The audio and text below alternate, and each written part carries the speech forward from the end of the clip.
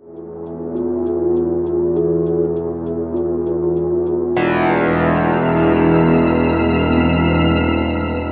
author and critic David Agranoff. I'm a horror and science fiction author, critic, and researcher. In this podcast, I wanted to provide in-depth interviews and panel discussions with everyone from New York Times bestselling authors to researchers, musicians, and anyone I find interesting. Welcome to Postcards from a Dying World.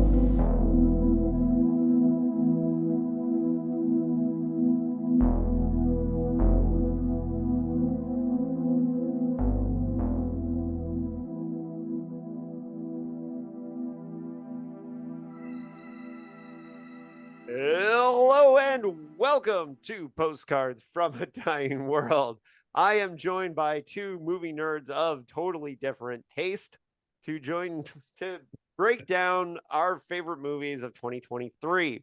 Now, Issa has done this with me the last 2 years, and then last year I got a grumpy complaint from Anthony that he should have been on the show. So here he is. For those who know Anthony and I's a long-term partnership in different ways, we wrote a book together called Nightmare City. You should get it. It's a horror, crime, weird, science fiction, fucked up thing. But he was also with me for years on the Dickheads podcast, and you're going to, for those of you, if you missed Anthony on the Dickheads podcast, you're going to get grumpy Anthony talking about movies here today. So, returning to Postcards from a Dying World, Issa Diao. Tell the folks who you are and what you do. I'm Issa. I watch a lot of movies. This year, I feel like I watched slightly less movies than usual, but I still watched a lot of movies, and that's about as interesting as it gets. I used to be a musician, and I've done some writing, and now I occasionally appear on Dave's podcast to talk about movies and books and TV shows. A lot of Star Trek. We talk a lot of Star Trek. Not a fan of Star Trek is Anthony Trevino. Anthony, tell the folks who you are, what you do. Oh, well, you already I think you did my introduction, which is fine, because the less I have to talk about me, the better. Yeah, I'm Anthony Trevino. I'm a writer. I don't remember a time where I didn't know you, Dave. I'm a former host of the Dickheads podcast with David. And yeah, I just do all the writing things. Yeah, we met at Comic-Con in 2014. Wow. Protesting against the Westboro Baptist Church for Cthulhu, which is the coolest way I ever met a friend. So, well, one of the coolest.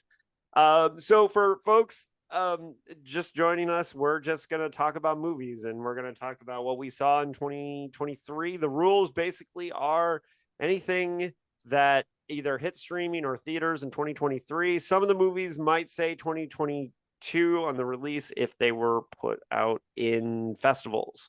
I know my number one movie has that distinction for this year, but we're going to start with some honorable mentions.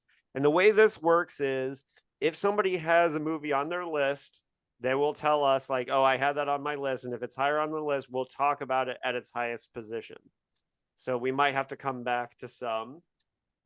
Issa, you said you have two honorable mentions that didn't make it. I do, and these were both excellent movies, but I felt that for various reasons they are hard to just compare as standalone movies. So one was Guardians of the Galaxy Part 3, which I thought was excellent, but it's sort of it builds on a lot of other movies, and it was like kind of the final arc of a lot of these characters, and so it isn't really a movie that it's fair to compare to others as a standalone. And the other was Spider-Man Across the Spider-Verse, which was fantastic and probably my favorite movie experience of the year. But also, same thing. It's first of all, it was a giant cliffhanger, so there's sort of like a part 2 coming. So it's hard to kind of an Empire Strikes Back-y ending. So it's hard to kind of say. So yeah, I felt that I didn't know where to put those in my list, so I left them out as honorable mentions. Yeah, I didn't see Spider-Verse partially because I was like on the ass end of finishing a book, and I was so crazy with time right when it came out, and then I just missed it. And so I definitely want to see that because I love the first one. Yeah, and it's as good as the first one, and I'm excited for the next one to come out. Okay. Yeah, and Guardians I thought was a good ending to the trilogy, but it didn't crack my list as far as I enjoyed it. I saw it in the theater. And that's one of the interesting things is I saw a lot of movies in theater this year that did not make my list, but I went to see them anyways. Some things like Mission Impossible is nowhere on my list. I had fun watching it, but like I saw it in the theater, but I didn't really care that much. So yeah, I agree. Fine. It was good. I thought about putting it on my list, but it wasn't like, it wasn't list worthy. Yeah. So Anthony, you have any honorable mentions? No. Nothing. I don't. I will comment though. I had actually put Guardians 3 in my disappointed of the 2023 list that I had made. Mostly because like I love James Gunn. I've loved his career since way back when he was doing movies for Troma. And it's been really cool to see his like trajectory from there to where he is now. I just felt like as a third like final hurrah for that group, that team, it felt really weak for me. If it had been like a standalone film or a second film, I would have probably liked it a lot more. And then funny. I still haven't seen. Go ahead, David. The thing about that Last Guardians is that I really did connect to the. I mean, as an animal rights guy, I connected to the Rocket Raccoon story and the dog and and all that. So that worked for me. But and I thought the level of anti-vivisection in the movie was pretty surprising. So I'll give it that. That was definitely a bonus for me. Yeah. And then I haven't seen the new Spider-Verse, mostly because I'm intimidated by the runtime. Yeah. And I could not find any time in my day to actually sit down and watch. Isn't it 3 hours, 3.5 hours? I don't remember it being like super long, but yeah, it's on the longer side. But I mean, it's not like one of those movies where you really notice how long it is. Like it's pretty fast movie. Yeah. Speaking of long movies, one movie that might have made my list, but I'm only halfway through it, is Killers of the Flower Moon. I started watching last night, and that is a really incredible movie, but wow, is it long. I was runtime intimidated on that one. That was the only reason I didn't see it. I just never had time to actually go see it. Yeah, it's pretty depressing. You do feel the runtime. You feel the runtime. I saw it in theaters, and you definitely start feeling that runtime. Yeah. So for my honorable mentions, I have a couple more than you guys. I have a Korean swordplay movie called Night of the Assassin, which is about a swordsman who has a heart condition, and like he can't like be in a sword fight or he'll die, and everyone's trying to challenge him. And I thought that was a really funny concept. It wasn't quite as good as the concept. The direction wasn't as great, but the sword fights were really good. But how could he have sword fights without dying or whatever? Well, that's just it.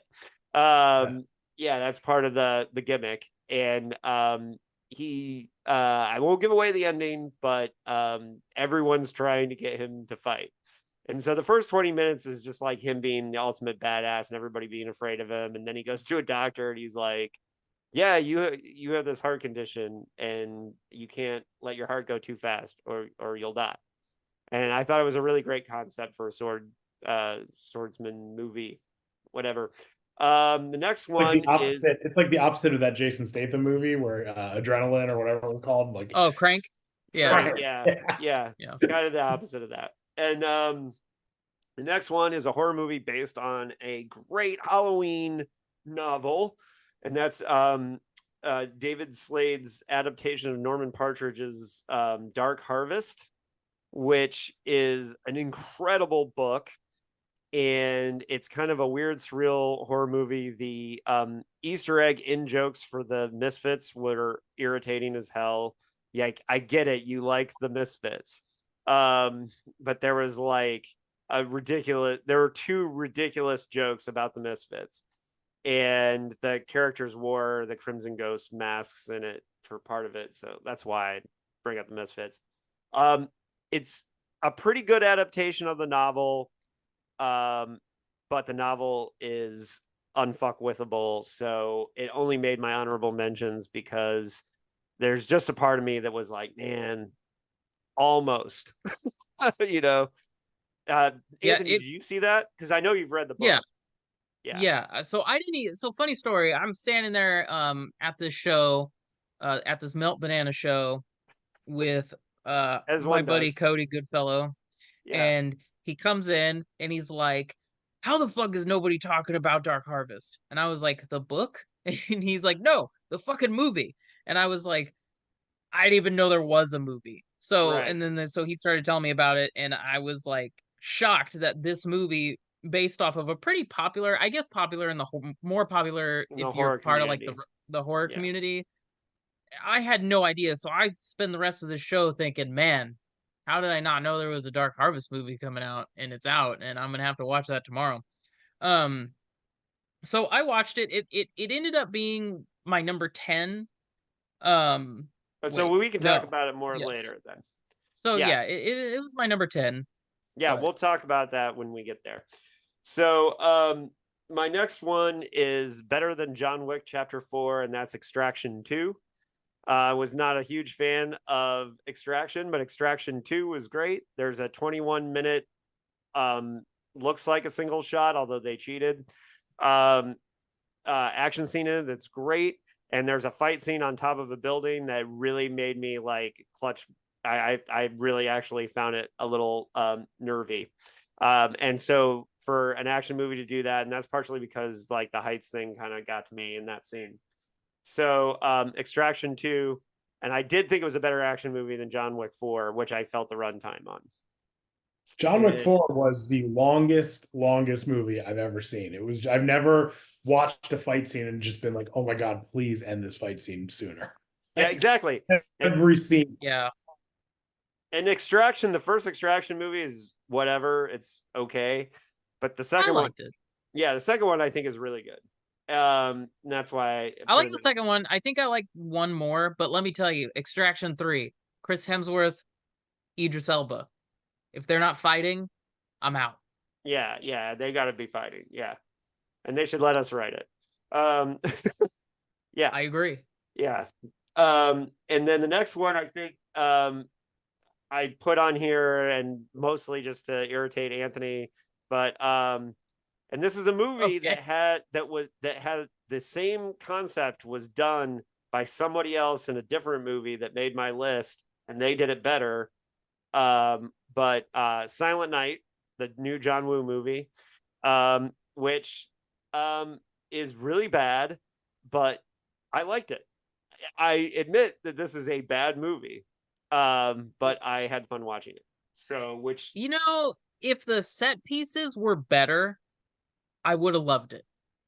And I like I like the idea that we are doing this all with no dialogue. It's interesting. I don't dislike it. Yeah, and I didn't know that about the concept, and I was 20 minutes in and was like, wow, they've really gone this far without talking. And then I was like, oh shit, we're gonna go this whole movie. And then some of the stuff with to pull off the no dialogue were just straight up hilarious. Like, you know, things they did to try to make like the characters interesting with no dialogue, like when the gangster villain guy like gave all the presents to the kids on the street was so cheesy, but it made me laugh. So it's really cheesy, and it's funny because like when that character showed up, I leaned over to my buddy. I was singing. I'm like, what do you think that guy's name's gonna be? Like Lil Spider or Chewy or some other like really lazy ethnic gangbanger name? And I think it ended up being like Hector or something. Yeah. But my bigger issue with this movie is that, and I have this issue with a lot of like holiday themed movies. Just recently, the other day I watched this movie, A Wonderful Knife, with Justin Long and a couple other people. The problem is that you're not utilizing the fact that it's a holiday themed movie. There's a giant Christmas tree with giant baubles in the villain's like hideout. Not a bad guy gets thrown through one, but there is a moment where as he's dying, he sees his kid's face in the giant bauble. And David, I about laughed myself out of the movie theater. That was hilarious, and that's why I say this is a bad movie that I found entertaining. Gravy. The man who brought me Hard Boiled. What happened? Well, that was on my list of movies that I wanted to see but didn't get a chance to see yet, so I will still see it at some point. Yeah. I think it is worth seeing because, well, Joel Kinnaman is great in it. He's very good in it. And then there's just a few scenes that are straight up hilarious in a bad movie way. So, and I mean that in a good, like, there's a couple other movies on here that I think are good bad movies, right? In the honorable mentions. Next, I would say I actually thought The Flash was not terrible. Oh, that one's on my list, David. All right, so we'll talk about it when we get to your list. And then what was terrible, but I still found entertaining, was Zack Snyder's remake of Battle Beyond the Stars and Seven Samurai, Rebel Moon. It is bad. And there's clearly scenes missing. That was clearly a stupid strategy to, release the Snyder cut, in a couple months to get new attention towards it. It is very, very bad. However, I was entertained for 2 hours. And I liked seeing, and we'll talk about this later with one of my movies, but even a bad sci-fi swing that is something new, or newish. I'll say newish. I'm all for, and because I want more space opera, I want more things like that. So I'll take Rebel Moon, even though it kind of sucked. So see, I feel that way. I haven't seen it yet, but I did see the trailer, and I feel comfortable talking about it based on the trailer. It looked like someone had just taken clips from other sci-fi movies and stuck them together into the trailer. That was my impression. Well, Anthony, did you watch it? It's funny you bring it up. I started watching it last night, and I was like, I don't know what to watch. It's Christmas. Well, I'll throw this. I need like a dumb movie on, and I'm watching it, and I'm just thinking, why is this PG-13? This man gets shot in the throat with a laser, no blood, and the laser cauterizes the wound instantly. So. Oh, yeah. See, that's what my girlfriend said. And I was like, get out. Just stop. Stop trying to make excuses for it. Charlie Hunnams. I thought about you, David. I thought about you when I was watching it. I was like, I'll bet David's seen this. And yeah, of course I watched it. Yeah. It's not, going back to what you're saying about you like sci-fi that at least tries. I don't know if I think Zack Snyder's being terribly original, but I feel that way about horror. And one of the movies on my list, I really felt that about, which is why it made it's where it is on my list, was because even if we're trying something a little bit weirder, a little bit different, I'm gonna applaud that. I wonder if it's on my disappointment list, but go ahead. I'm gonna applaud it. Probably, I'm gonna applaud it because I've been getting roasted for liking it for like months by a bunch of other friends. I think I know what it is. I have a strong. But it's not. It's nice to me, especially considering that I feel like modern filmmakers, especially people my age, are like obsessed with just repeating movies from their childhood, or like reminding me of what toys they had as a kid. Yeah. So anything that doesn't do that, I'm automatically predisposed to be like, I like this. Yeah. Well, and Rebel Moon, I'm not. Yeah, I mean, it's famous that he made a Star Wars pitch, they didn't buy it, and he rejiggered it to have his own. But it's funny because if all I can see is that it's basically Battle Beyond the Stars. It's exactly Battle Beyond the Stars from 1980, but Roger Corman doing it in 1980, with a script by John Sayles and all the special effects done by Second Unit by James Cameron. So Battle Beyond the Stars is a fascinating movie to watch. And but so what was his pitch? Like, I want to remake Battle Beyond the Stars, but actually in Star Wars, instead of just ripping off Star Wars. I don't know. Who knows? The last honorable mention I'll do is 65 with Adam Driver. Does anybody have that on their list? I didn't. I have it on one of my lists, but it's not an honorable mention. Yeah. Okay. Well, look, Adam Driver fighting dinosaurs. Look, needed another draft of the script. And there was things you could do to fix that movie with little tiny changes. Even just like voiceover dialogue could have fixed this movie. But I had fun in the theater with a stupid like laser guns and dinosaurs movie, and that's it. And that's why it's honorable mention. I wouldn't go to bat for it. So if you want to kick off your biggest disappointments with 65, Anthony, we can go that way. I mean, I'm just saying I was on the dinosaur side the whole time. You're just living your life, and this dude that looks like Mac Tonight shows up and just starts shooting you in the face with lasers. Fuck off. I'm on the dinosaur side. I can see you know that. what's funny? The guys who made that, I don't know if either of you saw their previous film Haunt. Yeah, I've heard it's good. Which is a really good horror, like slasher horror film about a group of kids who go to a haunt and basically they just get kind of chased throughout this maze. But it's really good, and I was kind of shocked to find out that they're the ones who directed this. Is it the worst movie I've seen this year? No. Is it my biggest disappointment? No. I'll save that. I waffle on my biggest disappointment, but we'll get there. I have a really clear biggest disappointment, and I wouldn't be surprised if both of you had the same one. Oh, I'm looking forward to this.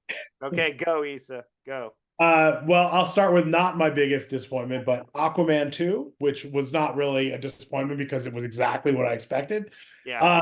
It was just sort of, I feel like it's worth mentioning because it's sort of like the end of the Snyderverse of DC movies. And it's such a fitting, just kind of sad ending. Like it's the phrase, it's cool, just go with it, must have been said like more times than during the making of any other movie. Like it's like, I don't, at every phase of the production, like there's one CGI scene where someone like dives into the water and then just like, it's not like they slowly fade out as they go in the water. They just like cut, like they just disappear. You're just like, how did that CGI get approved? Like it's just like everyone's just like, we don't care, just go with it, it's fine. So it was, it was just like the first one, but even sillier. Had one surprisingly good fight scene. I was actually really shocked. And then it had like about 20 really bad fight scenes. So it was not really a disappointment, but it was see it on a plane or something. I have a question. Does there get to a point with the battle scenes where it just becomes a conflicting mass of colors and CGI swirl, where it just looks like slop moving around?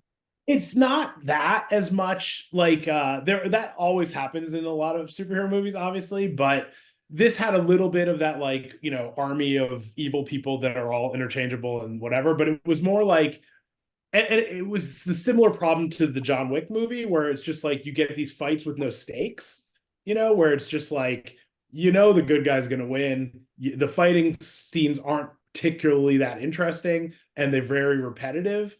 You just don't care, and you just know that if you were watching at home, you could just fast forward through the fight and you wouldn't have missed anything. That's sort of the feeling. Right, so it's different stylistically very different than John Wick, but it feels about the same. All right, so what was your other biggest disappointment? Oh wait, you're going to say Indiana Jones and the Dial of Destiny, and you know what? I did not say, I was not going to say that because I was not expecting anything for that. It's because the Crystal Skull was what I was expecting, so it was better than that. But it didn't make my list, any of my lists. But the creator was absolutely the most disappointing thing in terms of like promise. It's on my list, so we will talk about. It's on my list as well. Okay, wow, it made you're going to have it as biggest. Are you going to say biggest disappointment, Anthony? By far, my biggest disappointment. No, okay. No, that's my number 2. Oh, good. I have it as number 15, so we'll come back to that later. So, so my biggest disappointments were there's a Korean swordsman movie called The Hidden Fox. It's also been released as The Flying Swordsman. And if you have a Flying Swordsman wuxia movie, I should really, really like it. Unfortunately, it was very bad. And so that one really bummed me out. Robert Rodriguez's Hypnotic was hilariously bad. Wait, I saw Hypnotic, but now I can't remember anything about it. What, Ben Affleck? Oh yeah, that was really bad. It was really bad. And that's the thing is, I when I saw the trailer, it looked very Phil Dickian, and I thought this is going to be awesome. and he got Ben Affleck to do it, so like he doesn't need money. So I'm imagining, Ben Affleck past directing movies I thought he'd be more picky about movies that he did. And then there was talk that he self-funded it, and then I thought, well, maybe it's because they didn't want to do the subject matter. And then I heard he had the script forever. Well, there's a reason why he had the script forever, because it was terrible, and I really wanted to like it. And yeah, that was a really not good movie. It was. You should watch this just for the train wreck factor. I'd have to see it again to critique it better, because like I said, I saw it in the theater. I barely remembered it, but it was like just a little wrong. Like I feel like it was like one of those. It's a lot wrong. No, but I think the idea wasn't terrible. Like there was something there. It just didn't get executed well. I don't really remember. So it is one of the most laughably badly written, directed. I mean, people don't act like human beings in this movie. Like it's just bad. And then my other one, which is the one that I think Anthony will have on his list, so we'll probably talk about later, is Suitable Flesh. Do you have that? No, you don't have it on your list? Oh, that was the one I thought you were saying. Suitable Flesh was a big disappointment, partially because I love Joe Lynch on podcasts, the director. Like I like listening to him do interviews. I like the fact that he engages with the critics of the movie and says like it's okay for you to not like my movie. I really like that. Like he has a really great attitude, and every time he's on a podcast, I'm like, I like this guy. I want to like his movie, and the movie was crap. And you just reminded me to put that on my list of disappointments, because you know what, I love the concept, and I like Joe Lynch on podcasts. He's good on letterboxd, and I really liked his movie Mayhem. But in the fact that this is written by Dennis Paoli, who's, for the folks who don't know, he wrote From Beyond and Reanimator, and this was meant to be in that it's a adaptation of Thing on the Doorstep by H.P. Lovecraft, and Stuart Gordon was developing it in the 90s to be like basically in those movies, and then it never got made. And so this was like a modern updating, and it stars Heather Graham and sometimes Barbara Crampton. Yeah. And so part of the whole thing about this movie that they also said was that we're going to bring sexy back in horror, right? It was like part of the whole thing. And this is like the least sexy movie. Like it's really not. And like, I just, no, it was bad. And the acting was so bad. So bad. You could make this script a little bit, not the script, but you can shoot what they were trying to do in a sexy way. The problem is it felt very first year film student to me, which I thought was strange for Joe Lynch. I felt like I was watching like a Hallmark movie, but with a bunch of sex and gore, exactly. which in and of itself is not a bad concept. But when you're giving me a Dennis Paoli script and you're making a movie that essentially I'm going to spend the whole time wishing Stuart Gordon made, I don't know what to tell you. But if anybody's interested in the story of how the script came about, Best Movies Never Made have, I think, a 1 or 2 part interview with Paoli about it, which is pretty interesting. It's a very good interview. Yeah, I've listened to that. Yeah, great podcast. We're both fans of it. So, so that's it for my biggest disappointments. Does anybody have any biggest disappointments that they haven't talked about yet? This doesn't really count as the biggest disappointment, but I didn't get to see Are You There, God? It's Me, Margaret, and I really wanted to, and so I'm disappointed in myself for not seeing that. So yeah. Classic. I'll try to get through this fast. Okay. So, well, I'll try not to linger too long on all the movies I wrote down that were disappointing to me that I did not like. I'm sure some of them will be on our list too, so we'll talk about them then. Of ones that you liked? If it's on your list. I am so removed from Indiana Jones. I forgot Dial of Destiny came out this year. I forgot, and I'm reading this book right now called Tales from Development Hell, which was all about the road leading up to what essentially became Crystal Skull. Yeah.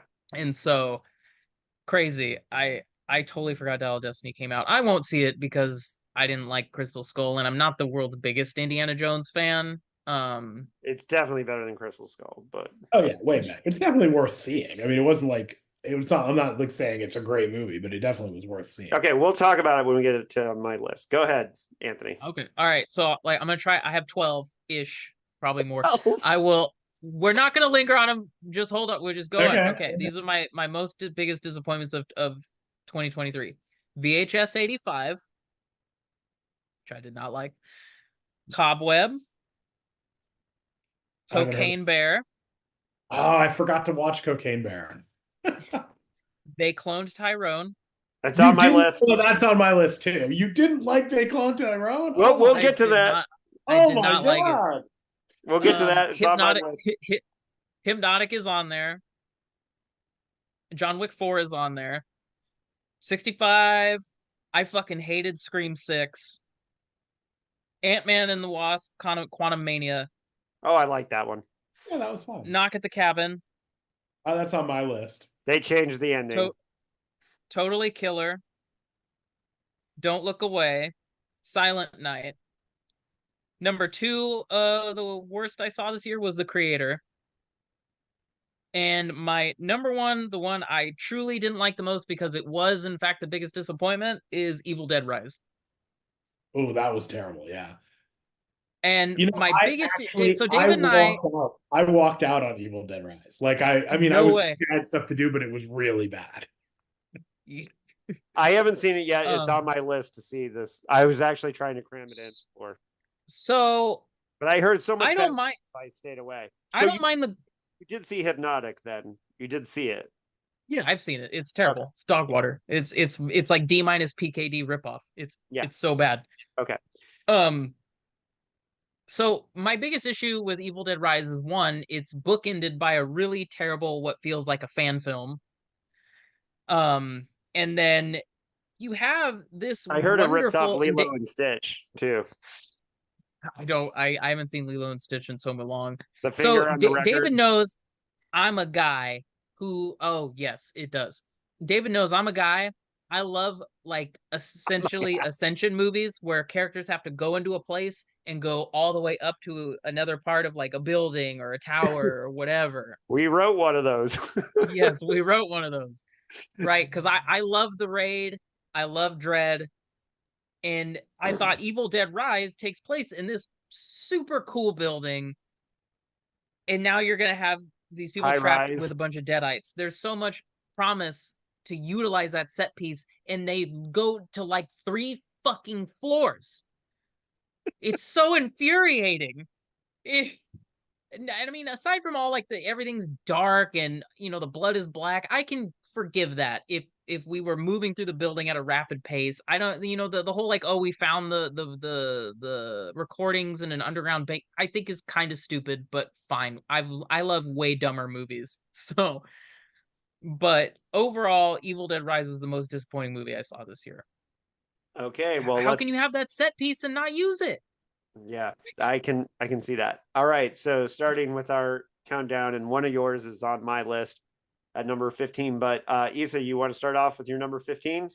Sure. I just want to give the disclaimer that I didn't have any real standout favorite movies this year. Like there was nothing where I was like, oh, this is definitely the best movie. So I have a list of 15, and I feel like they could have been in almost any order. But I chose based on, I've randomly picked a few. But for 15, I put The Little Mermaid, which, classic cartoon remake, not usually expecting very much, but it was like surprisingly good. Like I was really entertained by it. And it was also hilarious that so many people were upset that a Black woman was cast as Ariel. Like that's just hilarious to me. So I'm making it number 15. I really liked it. All right, Anthony, you're number 15. I don't have one. I stopped at 13. That's okay. So just keep going, David. You're 15. My 15 is The Creator, and if at the beginning of the year, if I just watched the trailers for all the movies of this year, I would have thought The Creator was going to be my number 1. I was so excited to see this. Yeah. So So I vacillated between it being disappointment and being actually on the list. And the thing is I ended up giving it 4 stars, partially because, and I'll hear what Anthony didn't like about it. I definitely had problems with the screenplay for the creator because, like, it was also odd that at a time when all of Hollywood was striking to stop AI from being a part of it, the AIs were the heroes, which was very weird. And the fact that all the AI and robots were sympathetic really bothered me for this movie. Not because I'm anti-AI or anti-robotics, but as a narrative storytelling vehicle, there should have been villains on both sides of this movie. And that would have taken, if the AI, 2 things could have fixed this movie and made it a fucking masterpiece, is if the AI child was actually smart, like an AI really would be, and was just acting like a child to manipulate the main character, then the movie's a masterpiece. If the AI was at the same time also playing both sides, would have been a masterpiece. Those are 2 huge problems that could have fixed that movie. That being said, to make the movie look like that for the budget that Gareth Edwards did, he should be lauded for that, because all these other movies are spending $200 million. The fact that it was made for less than Mission Impossible and looks more expensive is a feat worthy of him getting respect and getting more movies. And I appreciate the big swing, and that's why I put it on my list. Anthony, what was your problem with it? Kind of a lot of what you said. The script kind of the script itself makes you side with the AI, which, if the point of the movie is to be kind of like anti-AI, then I'm confused. It wasn't. I think it was supposed to be a Vietnam. It was supposed to be Gareth Edwards' Apocalypse Now. Right. It's supposed to be his Vietnam movie, basically. Oh, it just felt like all the characters felt really flat to me. I didn't like the action sequences are cool, but I guess really the crux of it, I get to the end of the movie, I just didn't care. I didn't care about a single character in that movie. Visually, it's beautiful. Yeah. But it's kind of like looking at a really beautiful, like here in San Diego, there's always artists who are like hucking these paintings of the beach, and they're all really beautiful, but I look at them and I don't care. You know, and that's kind of how I felt about this movie. Gemma Chan, or whatever her name is, it's funny because she was in a BBC TV series where she played a robot a couple years ago that was really, really good. And it's funny that they keep making her into a robot in movies and TV shows, and it cracks me up.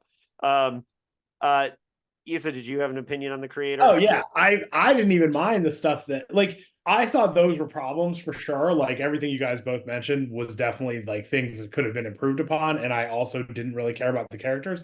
But I felt like it was just a science fiction fail. Like, I felt like they totally got how the technology would play out wrong. They totally got warfare wrong. Like, the whole like there's like this big ship thing that floats around shining the light down. Like, what was that? Like, that didn't make any sense. Like, why was that in the movie? Like, that was completely useless. It looked cool, but literally it made no sense strategically. Like, if they destroy this thing, then the whole war's over. Why is the war over if they destroy this silly light thing? Like it just made no sense. And then the way that they like had to get to the thing, and like that, I've kind of forgotten how it all went down because it was really forgettable. But like, they end up on this structure thing and they have to blow it up or whatever. Like, it was the most contrived, silly thing for like a science fiction movie. Like, it just, they could have made so many better choices technologically and warfare wise that it just. They definitely needed Anthony and I to do a pass, which is going to be. This episode is just us vying for a job. How would I have made this better? Yeah, all 3 of us are available. All right. So honestly, though, I think that's like an important thing to note with sci-fi, and it's definitely would be a failing, I think, for me if the only science fiction stuff I've worked on has been collaborations with David, which is sci-fi is a big strength of his. So like, it's crazy to me that they didn't have an advisor on all that. you know? Yeah, Because like, I really, love they Rogue One. must have had someone, right? I mean, like someone must have been deciding some stuff, but it was very strange decisions. Like if you think about like AI war movies, right, of which there are quite a few, you've got like the Terminator, where it's just like the machines are really well done. They're very simple. There's not a lot of like, AI feelings. They just decided they have to exterminate humanity, and that's their whole motivation. This was obviously, they were trying to be more nuanced or whatever, but it was like the Vietnam allegory was obviously like very heavy in the whole thing, and I don't know if that works for AI necessarily. Like it was very strange. Yeah, All and the right. Terminators look cool as shit, and these ones were boring to look at. Issa, you're number 14. Number 14, I have Thanksgiving, a slasher film in the vein of Scream. It was sort of like I saw it as like the modern version of Scream, like the whatever, not to be confused with Scream 6, which was also not very entertaining, as we discussed. What I liked most about this was there's a really long introduction, like way longer than most horror movies or slasher movies have. Oh, I've heard about this. The Black Friday. Yeah, they have like a 45-minute opening of like the events of Black Friday that the rest of the movie is based on. And actually, that was my favorite part of the movie. But it was for a genre movie of that type, it was actually quite entertaining. All right, so Anthony doesn't have a number 14. He didn't Oh, like. well, I did see Thanksgiving, so I mean, I can comment on that. Okay. I actually should have put that in an honorable mention. I didn't love it, but I think the Black Friday thing is the best part of the movie for me. It's a lot of fun.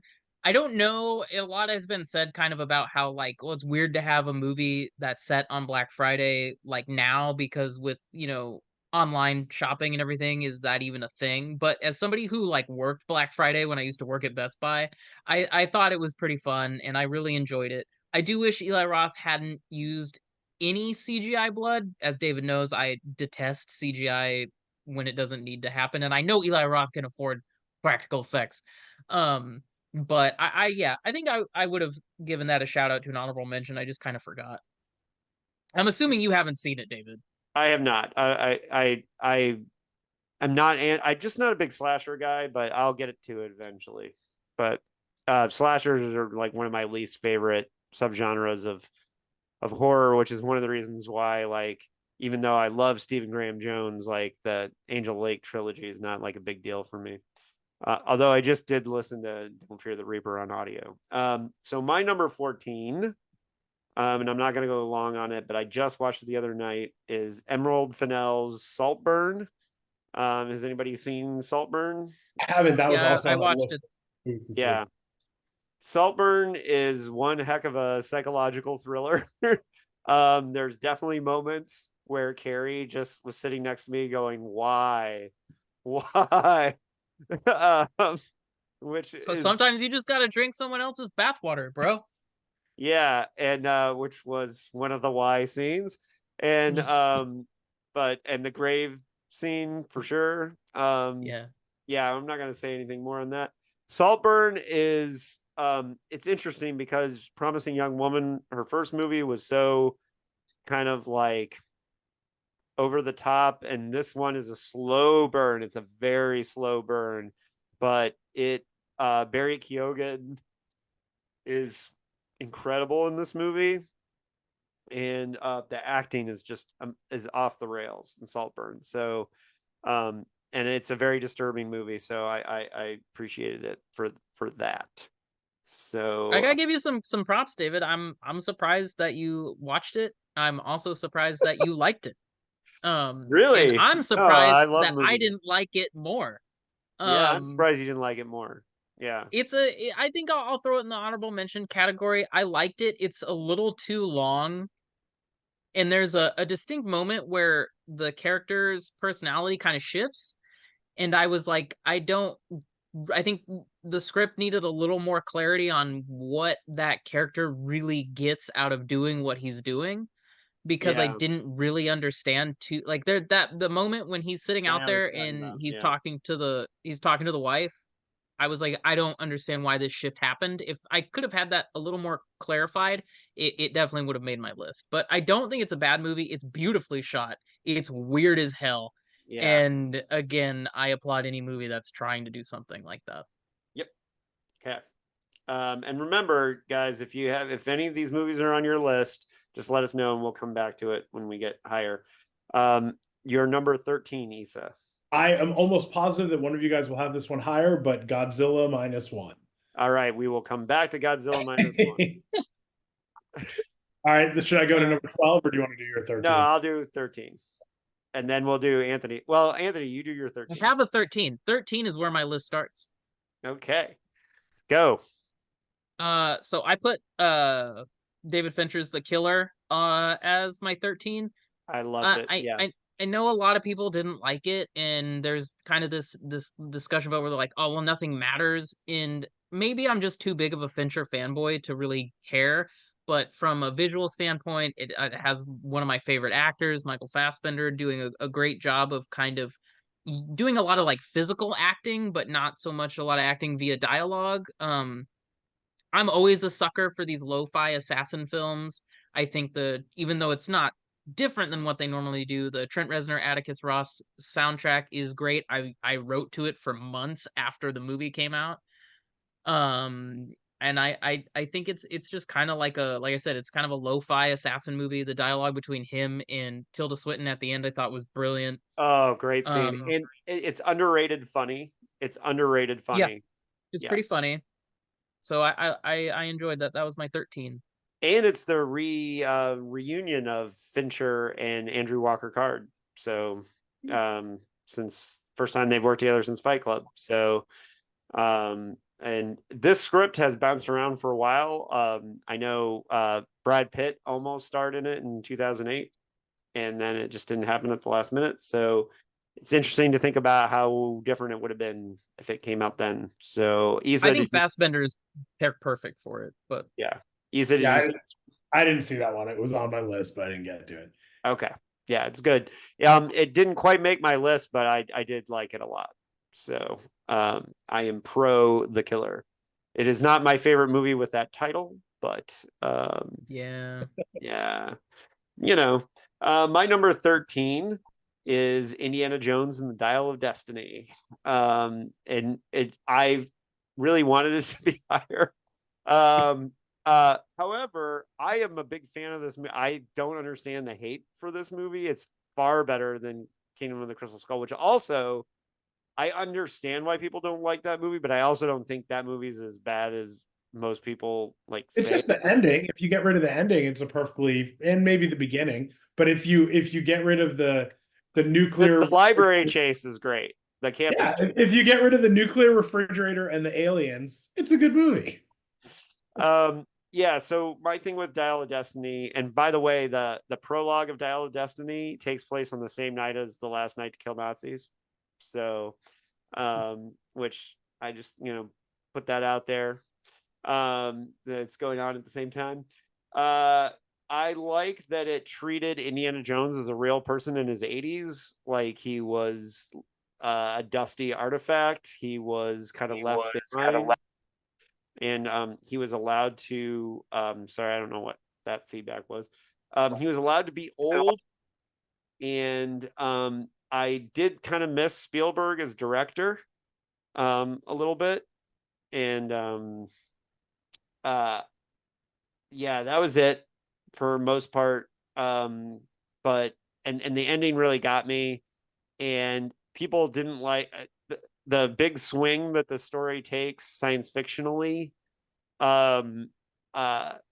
I don't understand why people are upset about that when the first movie ends with the Ark of the Covenant melting Nazis' faces. Like, I feel like I heard a lot of weird complaints, but most people just seem to be saying, I didn't want to see it after Crystal Skull. That seemed to be the main thing I heard. But I didn't mind the big time travel swing. That was cool. I was okay with that. I didn't like the niece, the friend niece character or whatever. Like she was just Bridge. Yeah. It was just the story just didn't really work for me. Like I don't know. I didn't feel very attached to it. Like I loved the prologue, and not just because it takes place in the same night as my novel. I thought the prologue was great. Yeah. And is it possible to buy your new novel somewhere? Is this a good time to tell people about that? Barnes and Nobles nationally. Hey, my buddy Craig from B Movies and Ebooks sent me a picture. I forgot to send it to you. He saw your book at I think a bookstore in New York. So nice. Nice. Well, I just know it started showing up in Barnes and Nobles because somebody bought it and tagged me on Instagram at a Barnes and Noble in Seattle. So hell yeah. Let's hear it for Last Night to Kill Nazis. But anyways, I like that Indiana Jones is allowed to be 80 years old in this. I like that for some of the movie. He was allowed to be 80 years old for some of the movie. For most of the movie. Yes. Yeah. He's 81. That's crazy. Yeah. And and I would rank it. I really debated whether I thought it was better than Temple of Doom or not. That's where I was at with it in my ranking. But I also think it's just a worthy ending to a story. I liked seeing Sala again. So we've done all of our 13s, right? That was Issa, number 12. Number 12. Unless anybody has anything else on Indiana Jones. Okay. Yeah, number 12. I have Bottoms, which was kind of a throwback. I've heard that was great. It was.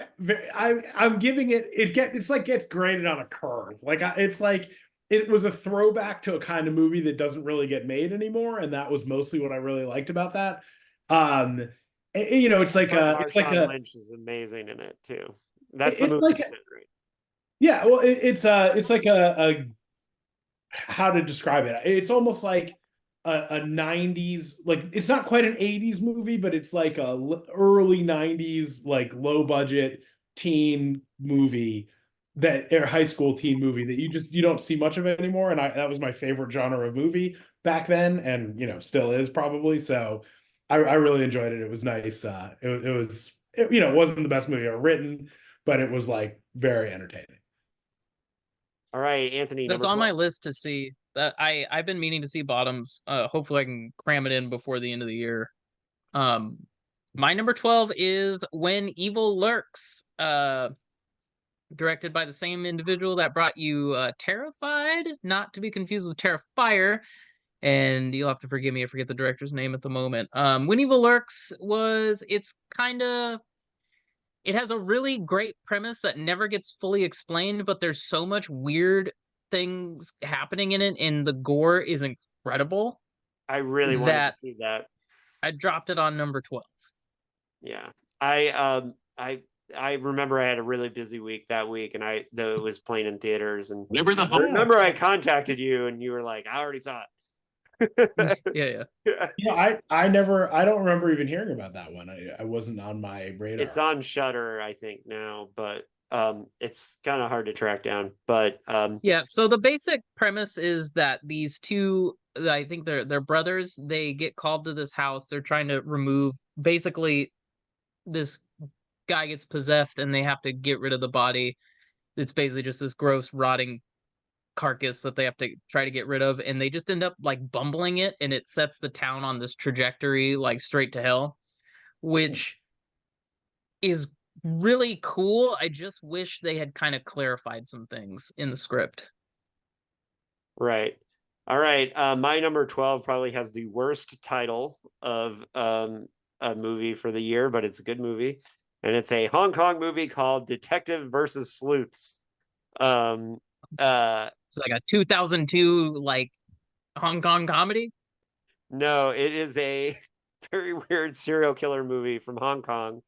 Sean Lau plays a detective who was accused of being a serial killer, and then at the last minute they can't and he survives the shooting, and he goes nuts because everyone thinks he's a serial killer, but they can't prove it. And so he's trying to solve these crimes, but he's having delusions of the victims of the actual serial killer are haunting him. It's a really fucking weird movie. And it's what I really liked about it was that it was completely bananas, and it is something that would never get made in Hollywood ever. And so I'm not saying it's the best movie, but when I was ranking everything, I really like had a hilarious experience watching this movie and really enjoyed it. So yeah, that's number 12, Detectives and Sleuths. And let's do our number 11s and then we'll take a break. So Okay, for number 11, I think you have mine higher on your list, maybe, but Knock at the Cabin. nope, it's Or not maybe on my list. Oh, okay. All right. Well, I really liked it. I thought it wasn't like the greatest movie I've ever seen. I know the ending, you'll have something to say about that, but it was I thought it was pretty cool. It was a little different. And I really enjoyed it. Yeah, my biggest problem with it is how Shyamalan, M. Night, behaved in adapting. Like, he took the concept of Paul Tremblay's novel and then just totally like threw away the ending. And then it was his excuse that he was like, well, then I retitled it because it doesn't have the same ending, but it has all the same characters, the same setup. And yes, it does say in the poster based on a novel by Paul Tremblay, but he really minimized Paul Tremblay in the lead up to it. And I really didn't like that. And it's funny because you'll hear a lot of people say, I liked that movie for the first 2/3 and then didn't like the ending. Well, the first 2/3 are when they followed the book. Yeah. And the book is great. And so I should have probably had that on my disappointments, because I do think it's a good movie, but and if you've never read the book, maybe the ending works better, but It doesn't. yeah, okay. Yeah, but I as a fan of the book, for the first 2/3 I was like, hell yeah, he's doing it. He's adapting it. He's making this awesome book into a perfect movie, and then wet fart from there. So number 11, do you have anything else on that, Anthony? Because you saw it, obviously. It was okay. I think the biggest problem with it is it's a Shyamalan movie. And his take on it isn't really what I think would be, Tremblay's take. I haven't read the book. I've read a few of Paul's books. He's a good writer. The stories aren't necessarily my thing. But oh shit, I had a thought and then it left. It left. Yeah. While you try to find it again. Oh, go ahead. Yeah, wait. I was just gonna say the original title of the book is so much better than Knock at the Cabin. Yeah. That's it. Well, and I think Tremblay's next novel sounds like it's right up your alley. We'll see. I like the movie more for being an M. Night movie because the bar was so low going in that After I was old, like, yeah, exactly. Or after take your pick, right? And I was just like, this is pretty good. Like that definitely made me like it. Yeah, and I think his excuse that he changed the ending so he didn't want to, confuse people with the novel is kind of as a novelist, I think that's a fucked up take, and I don't like that. I really didn't appreciate that. And it's an interesting thing because some changes, I don't mind at all when a movie changes a book because I feel like they're different medium and they can be better. Like, The Watchmen is the classic example of like a movie that changed the ending for the better, which is like super surprising because I really like the Watchmen comic. But like sometimes it's better for a movie to change an ending. I haven't read the book, so I can't comment. Now that may be true, but if you're a novelist and a movie gets made of your work, like it can make or break your career how much you're tied to a movie. And for Paul's first work to get made into a film and to have the director minimize his role so much was Paul didn't say anything about it, he didn't complain about it, but I just, as his acquaintance, and and I did not appreciate that. So I just know how I would feel if I was in those shoes, and I did not like that. Number 11, Anthony. Flower Moon. Killers of the Flower Moon is my number 11. I mean, Scorsese is Scorsese for a reason. He makes great films. Albeit very long movies, which is why I still am 30 minutes into The Irishman. But Leo crushes that role. I love seeing Leo play great. kind of an uglier, dirtier character. He does it with an immense amount of like dedication. De Niro's not the greatest guy in it either. Oh, he's awful. He's an awful character. Yeah. Yeah, Jesse Plemons is great later in it. It's just I haven't it's got even all seen kind him of like, yet. I'm oh halfway through it. yeah. You know, it didn't crack my top 10, but I think it's a good movie. It's certainly kind of like Oscar baity in some regards, but it's a good movie. Solid. Yeah, I'm exactly 1 hour and 45 minutes into it. And About I've not even halfway. seen I haven't even seen Jesse Plemons yet. Speaking of Oscar baity movies, my number 11 is Triangle of Sadness. Has anybody in this list seen Triangle? I saw that. Yeah, it has Refused in I've it, seen so it. that was entertaining. Yeah. Yes, the use of Refused was surprising. I did not know that was coming. Yeah, and that was hilarious. Woody Harrelson is goddamn hilarious in that movie. But this is a movie about classism, and God, it's great. It really, if you hate rich assholes, you want to see a movie where rich assholes get got for being rich assholes, Triangle of Sadness is like catnip. This is Carrie's favorite movie. My wife Carrie, this is her favorite movie of the year. She watched it without me and watched it with me the next day. So she wanted me to see it so badly that she was like, we're watching this. I don't know why that one didn't make my list. I saw it, I liked it. I think I didn't love the ending as much, and that kind of left me not like I knocked it down a few points in my head because of that. I like the first half better than the second half. I don't know the woman's name that plays the woman that kind of takes over when they're on the island. She's incredible in that movie. Like amazing. Yeah. And that turn of events was just incredible. And so if you haven't seen Triangle of Sadness, folks, it's number 11. It could have been way higher. And with that, we're going to take a little break. All right, time for the top 10. Issa, what was your number 10 movie? So for number 10, I ended up with Air, the Michael Jordan shoe story, which was really good. Like I wanted to see that, yeah. Yeah, like it's one of those movies where it's like, I don't know that I'd need to watch it again, you know, but it was really, really well done. Didn't Affleck direct that? I don't know. I'm not sure, but it was very well done. I wouldn't be surprised. Yeah, excellent movie. That there's, you know, it's one of those like true stories. You already know everything that happens, but it's still really well told. Yeah, Affleck did direct it. Yeah, and one thing I'm noticing is that there are movies higher on my list that have lower stars than ones that are higher on my list, but that's because I'm ranking favorite, not just based on quality.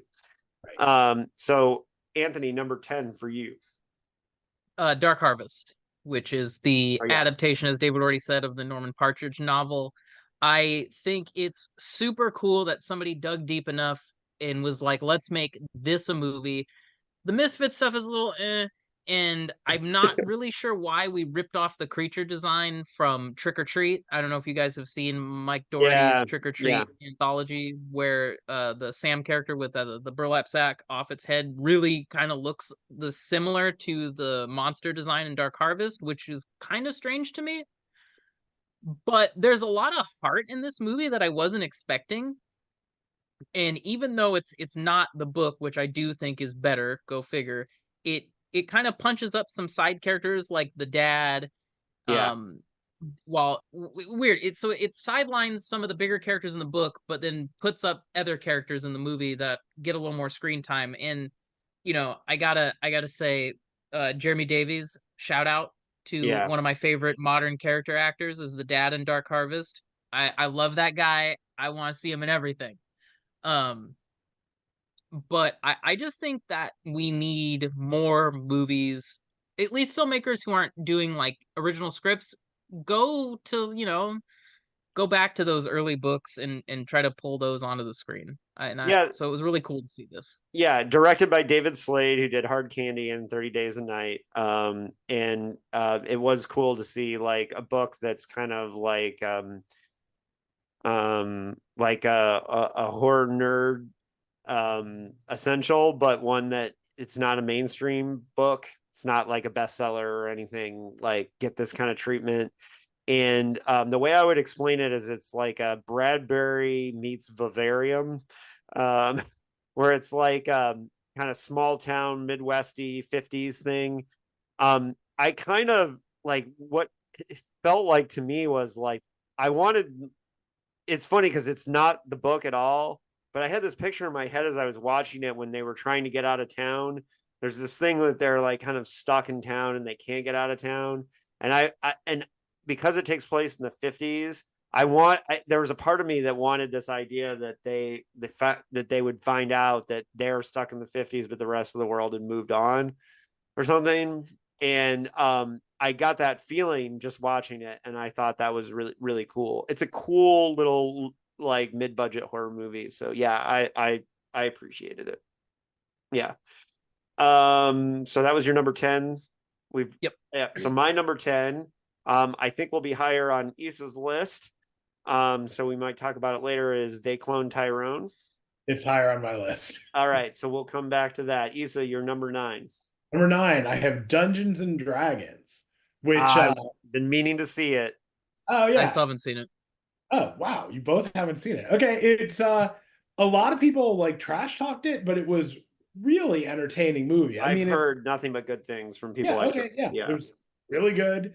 It had a great little short cameo homage to the original cartoon, which was very entertaining. Aside from that, it was just really well done. Everything I've heard it's hilarious. Yeah, really, really, really well done. Anthony, you're number 9. Sorry, I was muted. All right, strap in, David. My number 9 is Barbie. I technically have that higher on my list, but it's not my number 8. So let's just do it now. Let's just do it now. Okay. I didn't see it in theaters, not for any reason other than I just didn't have time. And then I was homesick one day and I was like, shit, I need to fucking catch up. I need to watch Barbie. I loved it. I thought that for a movie about Barbie, it's so wonderfully weird in such a way that I'm shocked that most audiences like enjoyed. Like I would have figured that this movie might have been a turnoff for some people, and I mean it is for a lot of dudes who are real insecure. But I thought it was great. It's funny, it's self-aware, it's a good time, and it's not. I really like this idea that Barbie is just trying to figure out who she is, and so it kind of, you get so many of these movies where there's a female lead and it always ends with them being like, oh, well, my whole arc is I'm finally in a good relationship. Whereas with Barbie, it's like, I'm just going to go out in the world and kind of like do my thing and find myself. And I thought that was really cool. Yeah, it didn't make my list, but I liked it. I thought it was funny. I like it. Has like a Days a Perky Pat like thing going on, which is a reference. It's very PKD. It's very PKD, which Paul Giamatti recently was talking about how PKD it was on a podcast. And that's another shout out to my number 9, Paul Giamatti. Let's still talk about Barbie. Like, okay.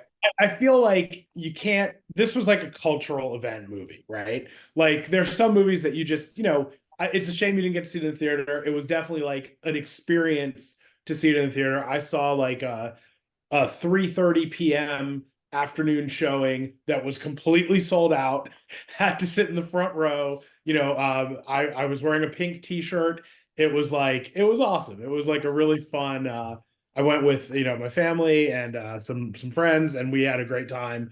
And it was just like it was sort of a crazy cultural moment movie, and I think it deserved it. Like it was definitely it definitely worked really well. And I, as a movie itself, there were parts that ran a little long, and the ending Yeah. could have been a little tighter, but it was great though. I really enjoyed it, and I think it gets a bonus for how it both inspired and worked for all the cultural stuff around it too. So Yeah, I agree with everything you just said. I am bummed I didn't get to like see it in theaters, but you know, yeah, and I have to say that for the couple months that it was running, or a few months that it was running, it was so funny because you could, whenever I went to the movie theater, which is quite often, I would just be like, oh, I know what movie they're going to see. yeah. I thought that was kind of neat. Well, and I saw it in the theater, but I didn't see it opening weekend. I did see Oppenheimer that weekend, and it was funny that I saw all the people wearing pink and everything, and you were like, damn, I gotta go get a derby in a suit, and then so everybody will know I'm here to see Oppenheimer. right. And when I saw Barbie, it was that National Cinema Day. I went with Carrie, and so it was still packed. So I still had the experience of, even though it had been out for a while, because it was National Cinema Day. What were Carrie's thoughts on Barbie? She loved it. She saw it twice. I know she was obviously a big fan of America Ferrera's speech. She thought it was subversive, and as a feminist, she really dug it, and that those things. She had a couple problems with the couple little things, but I wouldn't be equipped to talk. I think there was like a reference to dairy or something that really pissed her off. Okay, I understand. Yeah. But even though we ruined my perfect segue to my number 9 with Paul Giamatti talking about, and by the way, that locked in that I am now in the hunt to get Paul Giamatti on Dickheads. And that is, I'm going to do that. Maybe we'll get Anthony back for that if Paul Giamatti comes up. I'll come back and join the show full time, so we got 4 hosts if you can get Paul Giamatti on one episode. I'm working on it. Hey, he's a regular at Lisa Morton's bookstore, and she's been on his podcast, so don't think it's so impossible. Those are my terms. You get Paul Giamatti on, I will come back. Well, so my number 9 is Holdovers, or The Holdovers. I'm not sure exactly.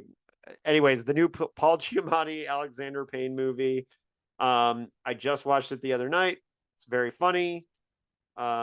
It's works emotionally. It's a great Christmas movie. It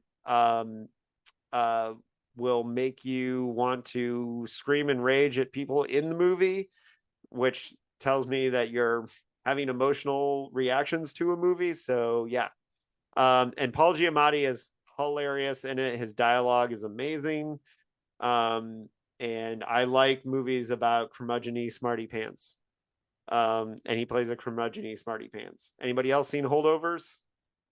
I've tried to cram it in before this, but I just didn't have time. Yeah, very good. Very good. You will dig it. So, Issa, your number 8 was Barbie, right? Barbie, yeah. Yeah. Anthony, your number 8. Godzilla -1. All right, I've got it on my list, so we will talk about it later. Okay. Godzilla. Okay, so my number 8. Back to David, number 8. Yeah. My number 8 is the movie that did what Silent Night was trying to do better, and that is No One Will Save You, the alien abduction movie that's on Hulu. I hated that movie. Like, I watched it because you recommended it, and I was just like, man, this is terrible. I liked it. Hey, Guillermo del Toro liked it too, so I'm not the only one. Okay. Yeah. I thought it was great. He also made Nightmare Alley, David. I like Nightmare Alley, so Bad that's movie. not an argument. Yeah. This is a high concept horror movie about an alien abduction. There's almost zero dialogue. I think in some ways Silent Night did the zero dialogue better on some things, and some things this one did it better. Caitlin Dever is great in it. People might recognize her from Unbelievable or Dope Sick. She's a young actor who's really, really good. Suspense. I love suspense beats. This is one of the reasons why the movie worked for me. Like Panic Room is a movie that really works for me, but a lot of people didn't like Panic Room. I like Panic Room. But Panic Room is all suspense beats, right? It's all like just dragging out the suspense for the entire movie. And that's why I like this movie, is it's almost entirely suspense beats. And it reminded me of a Richard Matheson screenplay or script. I didn't like this movie because I felt like there was no suspense. Like the suspense didn't work for me at all. Like it was a lot of like hiding. It was a lot of like, oh, there's an alien in my house and I'm hiding. Sometimes the aliens have all these like weird telekinetic powers. Other times they can't seem to find me. Like it was like it was too non-logical events for me to to find it suspenseful. Like it's like, I don't know. It didn't seem consistent. It didn't really have much of like this is what I would do in this situation kind of feel. Like I couldn't relate to it very well. And it just didn't work for me. Even though I love alien movies with aliens, and normally that would have been a movie that I really liked, it just didn't work for me. I hear you. I wish I'd seen it in the theater, and I think it didn't play in theaters. So, yeah, right. It was straight to TV, which also I probably would have liked it more in a theater than I did at home too. Yeah, because I think it would have had an experience of, you would have been hearing people's reactions. You would have had all the quiet moments, would have been really tense for an audience. So it's too bad. Like some movies where it's like it's either a tense situation or everyone's sort of laughing at it. I feel like this was more of like a laughing situation than I don't know. I'd have to see it again to critique it better specifically, but it was like sometimes there were big aliens, sometimes there were little aliens. Like well, what's funny is I liked it better than Nope. And Nope didn't work very good. Like parts of Nope were really good, and a lot of it wasn't very good. Yeah. I actually really can't stand that movie. That movie, not to talk about movies that came out in 2022, but that movie is so not engaging in a way that is hard for me to explain, especially considering that the more interesting story is like a subplot for a character that dies off screen. Yeah. Whew. All right, sorry guys. All right, Issa, go ahead. No, it's fine. I was just gonna say, further hot take. I think Jordan Peele's best movie is Us. Anyway, go on. Yeah, it's my favorite too. No, we agree on that. Wait, no, hold on. Which I get them all confused. I think they're best in order that they came out. Like Get Out was by far. I can see that. And then Us was slightly less good, and then Nope was not really that great. Okay, so number 7, right? Yep. My number 7 is Champions, starring Woody Harrelson. I like that movie too. Yeah, it was really entertaining. Not on my list, but yeah, it was. I actually had forgotten that it came out in 2023 and hadn't thought about it until I made my list.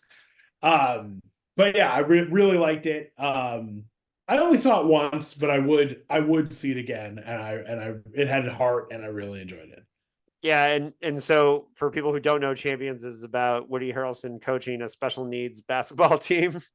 And the plot is, of course, stupid. He's drunk and he has to coach the team. Like it's straight stuff. But the most hilarious thing to me about that movie is that recently I had a friend who started playing basketball with us in our basketball run, and he was very terrible in the beginning, and he was getting yelled at a lot from people. And he told me that he watched Champions and now he understands basketball better.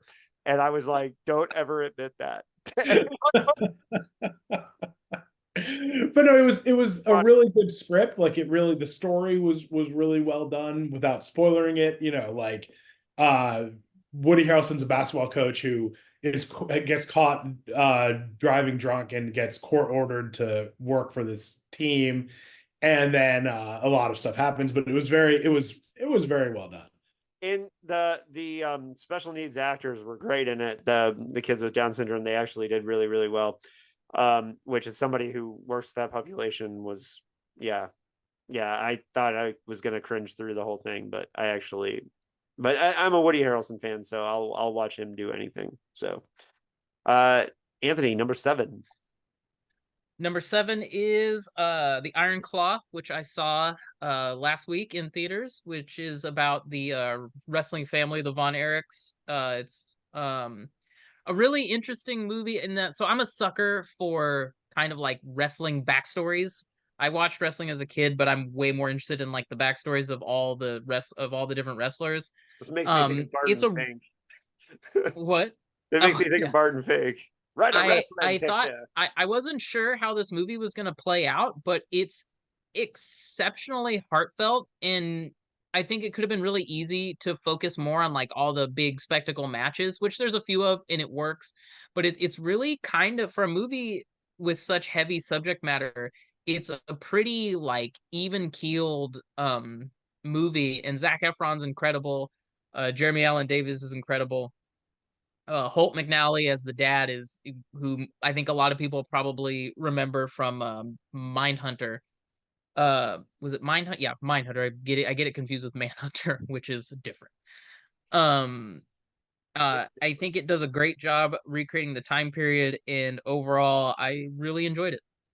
So I haven't seen it, but I saw the trailer for it. I don't remember, like, I used to watch wrestling when I was a kid, and I don't remember them. Like, so I what era is it? Because it seems like it should have been the era where I knew them, but I It's don't. before the Attitude Era, right? So I think it's late 70s, early 80s.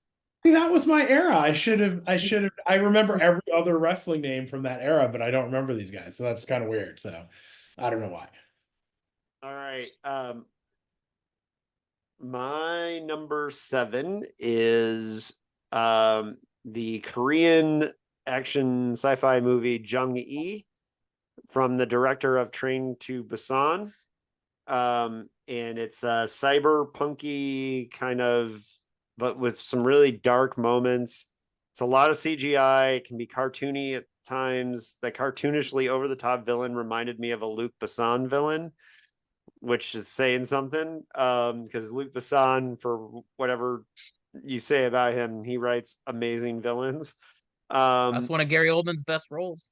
Yeah. In fact, I referenced Gary Oldman's character in The Professional in my review of this movie, because the villain is just so insanely over the top, and there are some pretty boring CGI mishmash battles in this, but and it's not the best movie per se, but I really enjoyed seeing a Korean sci-fi movie go for it and take a big swing.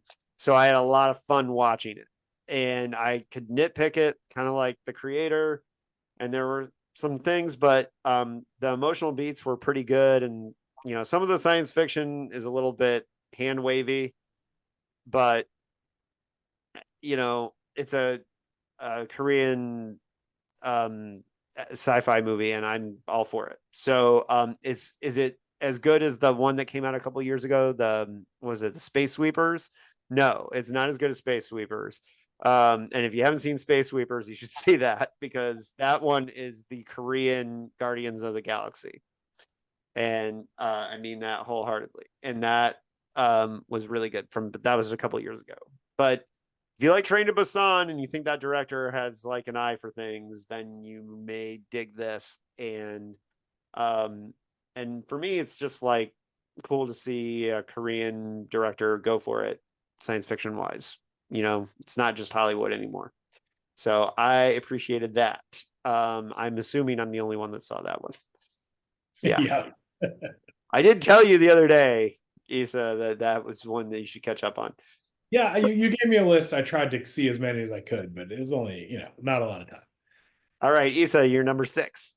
Number 6, I have Oppenheimer, and I don't know if anyone else has this higher, but I could have this could have been my number 1 movie easily. It could have been anywhere on the list. It was it was funny because in LA, I wanted to see, it was playing at one theater on a 70 millimeter IMAX, and I was trying to get tickets, and it was sold out like every day.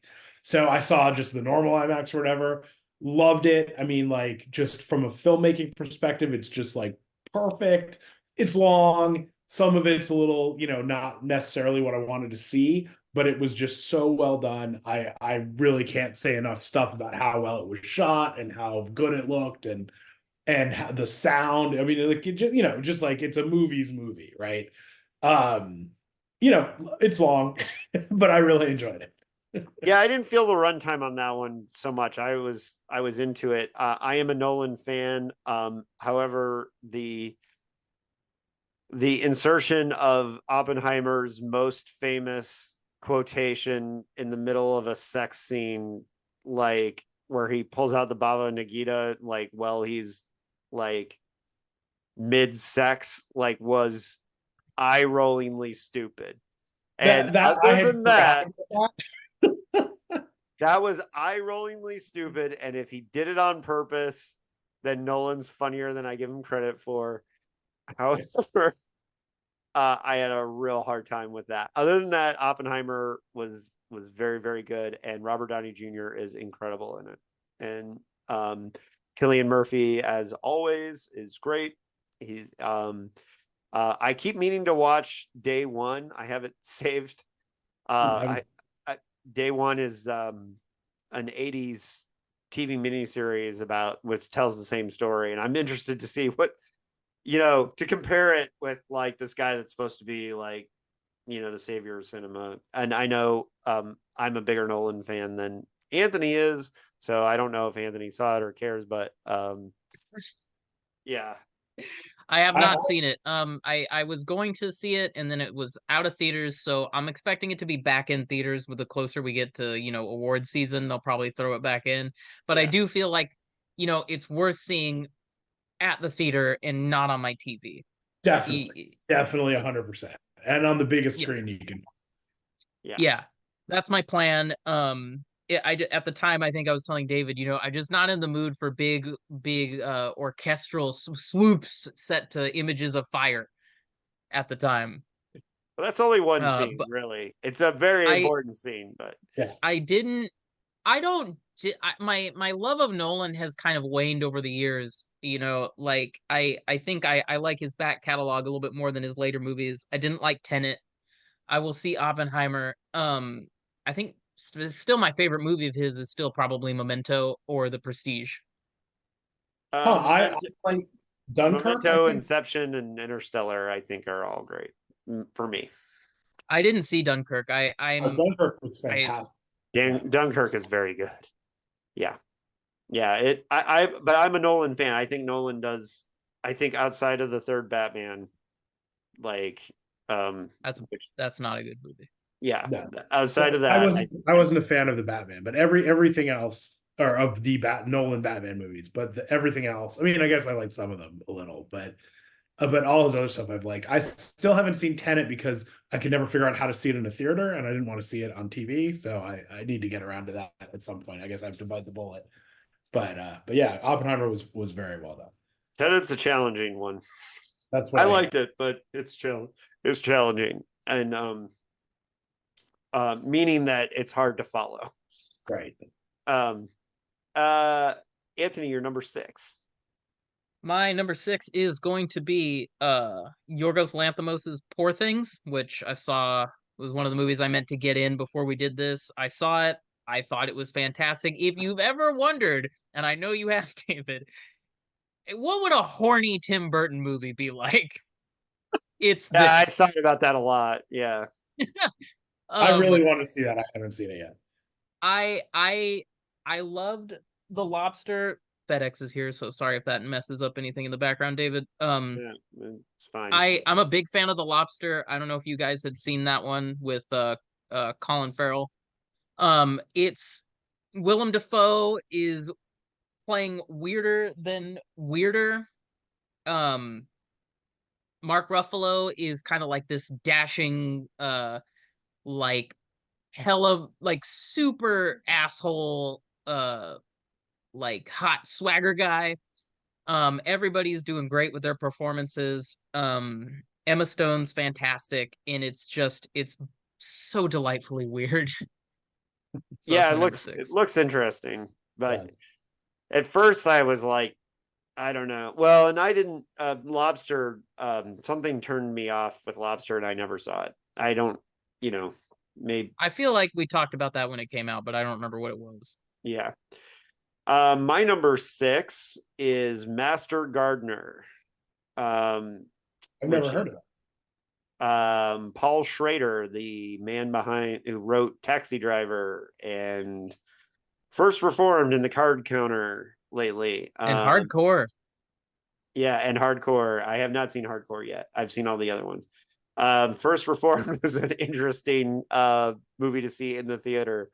I saw First Reformed on a Tuesday night at a like 10:30 showing, and like the ending of that movie is really, really awkward and intense. So it was a really funny experience. But Master Gardener stars Joel Edgerton, who is one of my favorite actors. He's like Michael Shannon for Anthony, where basically like I would put Joel Edgerton and everything, and they've worked together in Midnight Special, which is one of my favorite movies of the last couple of years. But Master Gardener, Joel Edgerton plays an ex-Nazi skinhead who is in charge of this rich woman's very intense garden, played by Sigourney Weaver. And I was gonna say, not just any rich woman, David. Yeah, Sigourney Weaver. And Sigourney Weaver is very good in this movie and very intense. Joel Edgerton brings it as always. It's a very philosophical movie. It's very slow. It's very brooding. But that's what Paul Schrader does. He does slow, brooding movies. And I really liked First Reformed and the Card Counter, his other 2 recent films. I did not see Hardcore yet. Unfortunately, it's not about hardcore music. Which would Sorry to disappoint you, David. It is not. Yeah, that would be an interesting Paul Schrader movie. But Master Gardener, and you saw it, Anthony, right? So I did. I didn't like it as much as I had thought I would. There's just like this weird pervasive hollow to that movie that I would normally like, but in this instance it just kind of bothered me, and I don't know, it's kind of hard for me to explain. I think you're like, supposed to be I kept thinking the whole movie, what is the age gap between these 2 characters the whole movie, which is like it's become such a Paul Schrader staple that it's always just in the back of my head. I don't think it's a bad movie, it just didn't work for me. Fun fact, if Hardcore, there's a scene at a San Diego landmark strip club called Les Girls, where when I was watching Hardcore for the first time, I saw him walking into it and I went, no way. George C. Scott in my hometown, which is kind of fun. But for Master Gardener, it just didn't work for me. And I love Joel Edgerton. I love Sigourney Weaver. I had the same thing when the Werner Herzog movie with Michael Shannon that's filmed near Liberty Station, Point Loma. I can't remember the name of that one, but Werner Herzog and Michael Shannon together in our town. So but Master Gardener, I thought it was good. I thought it was a very powerful movie. Paul Schrader makes me uncomfortable, and I kind of like that. But Issa, you have not seen Master Gardener? I have not, no. Yeah. Might be a little slow for your taste. Okay. But Anthony I wouldn't expect take a slow burn from time to time. Yeah. Yeah, no, and I mean, I kind of see Master Gardener, the Card Counter, and First Reformed as kind of like this little like pseudo trilogy, I feel like, for Schrader. I referred to them as a thematic trilogy in my review. Yeah, and I think First Reformed is the best of the 3. The Card Counter is really interesting. And it's got one of the most uncomfortable like scenes I think I've seen in a while, David, which is when he enters the room towards the end with Willem Dafoe's character, but you don't see anything. For whatever reason, that kind of really got me. But the thing about First Reformed is that the ending is so insane that I kept sitting there during this movie going, God, this movie's boring. This sucks. This is not good. And then the ending was so insane that I was like, okay, whatever. 5 stars. Yeah. Whatever. Yeah. The ending I've was been so there. insane. Yeah. And I do love First Reformed. Yeah. And I saw that at the Hillcrest theater. Like I said, on a Tuesday night, late by myself. It was weird. All right. Anything else on Master Gardener? Or we're gonna do number 5. Number 5, Issa. Number 5, we've mentioned this movie a few times. They Cloned Tyrone. All right. I think this was the best written movie of the year. The dialogue is just like A+ all around. Especially it's like it's the director's first full length direction, like first time director. That's amazing. And I think Jewel Taylor is his name, and he wrote Creed 2 also. So I guess he's been on the scene as a writer, but this is his first director. This was his directorial debut. And man, I can't say enough about how much I loved the dialogue in this movie. And like Jamie Foxx was fantastic, and I mean everything about it was just great. I thought Jamie Foxx and Tanya Paris were just insane with the dialogue. Those two, in so good. Yeah, totally. And she was in something else that I saw, and she was completely unrecognizable from this other movie. And I can't remember what it was. I mean, John Boyega was great too. They Clone Tyrone was great.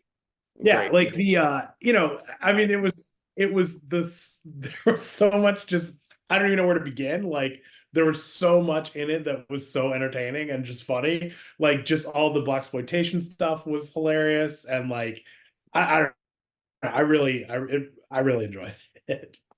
Now, I did note in my review that I thought it could have been 15 minutes shorter. That was, and honestly, that's the only thing that kept it out of the number 1 spot for me. It definitely dragged in the third act a little bit, but it was still really good. And you didn't like it, Anthony. What's your problem? What's my problem? I didn't realize it was his first movie, so now I'm gonna have to be a little softer because that is impressive. Yeah. It just felt like an SNL sketch to me that went on for way too long. I like the first third of the movie a lot. I think visually the cinematography is exactly what I like in my movies. It's really kind of crisp and glossy, and it's set to some really good like music. But the movie just kind of loses me halfway through when it becomes this much larger, bigger kind of like conspiracy that just didn't work for me for a lot of the third act. And I just kind of I love Jamie Foxx, but it felt like he was playing more of a caricature than a real character. Well, yeah, but that's intentional. Kind of the thing. Yeah. It just didn't work for me. He is a caricature, and like his character in real life of that movie, he's a caricature. So, and that breaks down a few times, and that's important. That's part of it, I think. Yeah. So I'm all for it.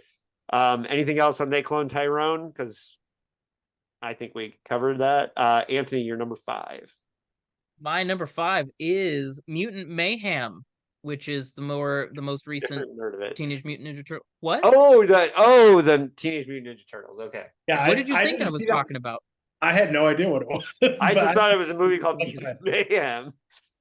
You were like, what is this movie Anthony watched called Mutant Mayhem? No, yeah, it's TMNT, Mutant Mayhem. I think there's something kind of interesting when you get a property that's kind of directed and made like based off of something that was really popular in like the 80s and 90s, which is kind of like my childhood, where it either goes one of two ways, where it becomes too elbow nudgy and it just kind of wants to repeat everything that came before it.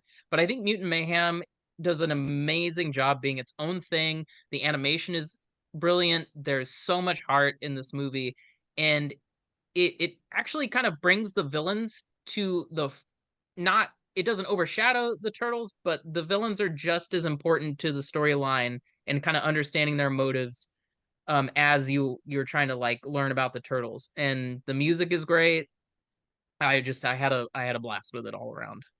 Nice. I tried to go see that, but I couldn't get either of my daughters to come to it, and I didn't want to see it without them, so I never saw it. Oh man, so good. All right, I did not expect a Teenage Mutant Ninja Turtle movie on your list, but I've heard so many good things about it. Yeah, I know John Shirley recently worked on some like Teenage Mutant Ninja Turtles cartoon thing. But I've got a very similar movie at my number 5, which is How to Blow Up a Pipeline. I really I wanted to did see not that. get That to was see that was that. on my list too. I didn't get to see it. Yeah, How to Blow Up a Pipeline. I cannot believe this movie got made and released on a major streamer. That was my reaction to the trailer as well. Yeah, and it's definitely one of the best movies I saw this year. I don't really want to talk too much about it. Some of it was a little too personal for me. The global stakes of climate change are really thick in this movie, which I really appreciated. It's definitely sent home to me that there's a younger generation than mine right now, which was a reminder. It's a kind of like there's actually two. Yeah, I know. Younger Yeah. So there's like kind of I really hope this inspires a generation to like, but there's some really interesting things, great performances, but mostly my main thing is I cannot believe this movie got made. And that's, I mean, with just the title alone. But it's a really important movie and very, very good. And I don't have anything specific to say about it. I'm the only one that saw this one. Yeah, I meant to see it. I didn't get to. Yeah, it's on Hulu, so I highly recommend it. Yeah, and there's some really infuriating characters and parts, and those of us who work with younger people will sometimes be reminded of things they do that are frustrating, but that is what it is. But I liked it overall. So Issa, you're number 4. All right, number 4. This was really a fun one. Renfield, the Nicolas Cage as Dracula movie about his assistant. I kept meaning to see it because of you. You kept telling me to see it, and I didn't. Yeah. It was. I mean, there's not too much to say about it. It's Nicolas Cage as Dracula. It's very funny and entertaining, and a nice twist on the story that you've heard 100 times before. So that's all I'll say. But it was very good. And I also recommend the recent Fresh Air interview with Nicolas Cage, where he is asked about being memed. Is worth listening to. Renfield looks funny. I didn't see it. I'm a Nicholas Hoult fan, so I kind of wanted to. Anthony, did you see it? I haven't seen it. I've been meaning to. Yeah, but I didn't get a chance to. All right, Anthony, you're number 4.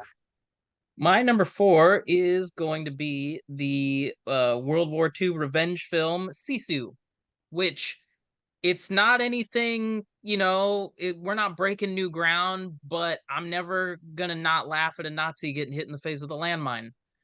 It's exactly what you expect it to be, and I had a great time with it. Yeah, I wanted that to be a very big hit right before Last Night to Kill Nazis came out, but it did not. Unfortunately. Yeah. But good movie. Yeah. Although I would like to think that here it comes.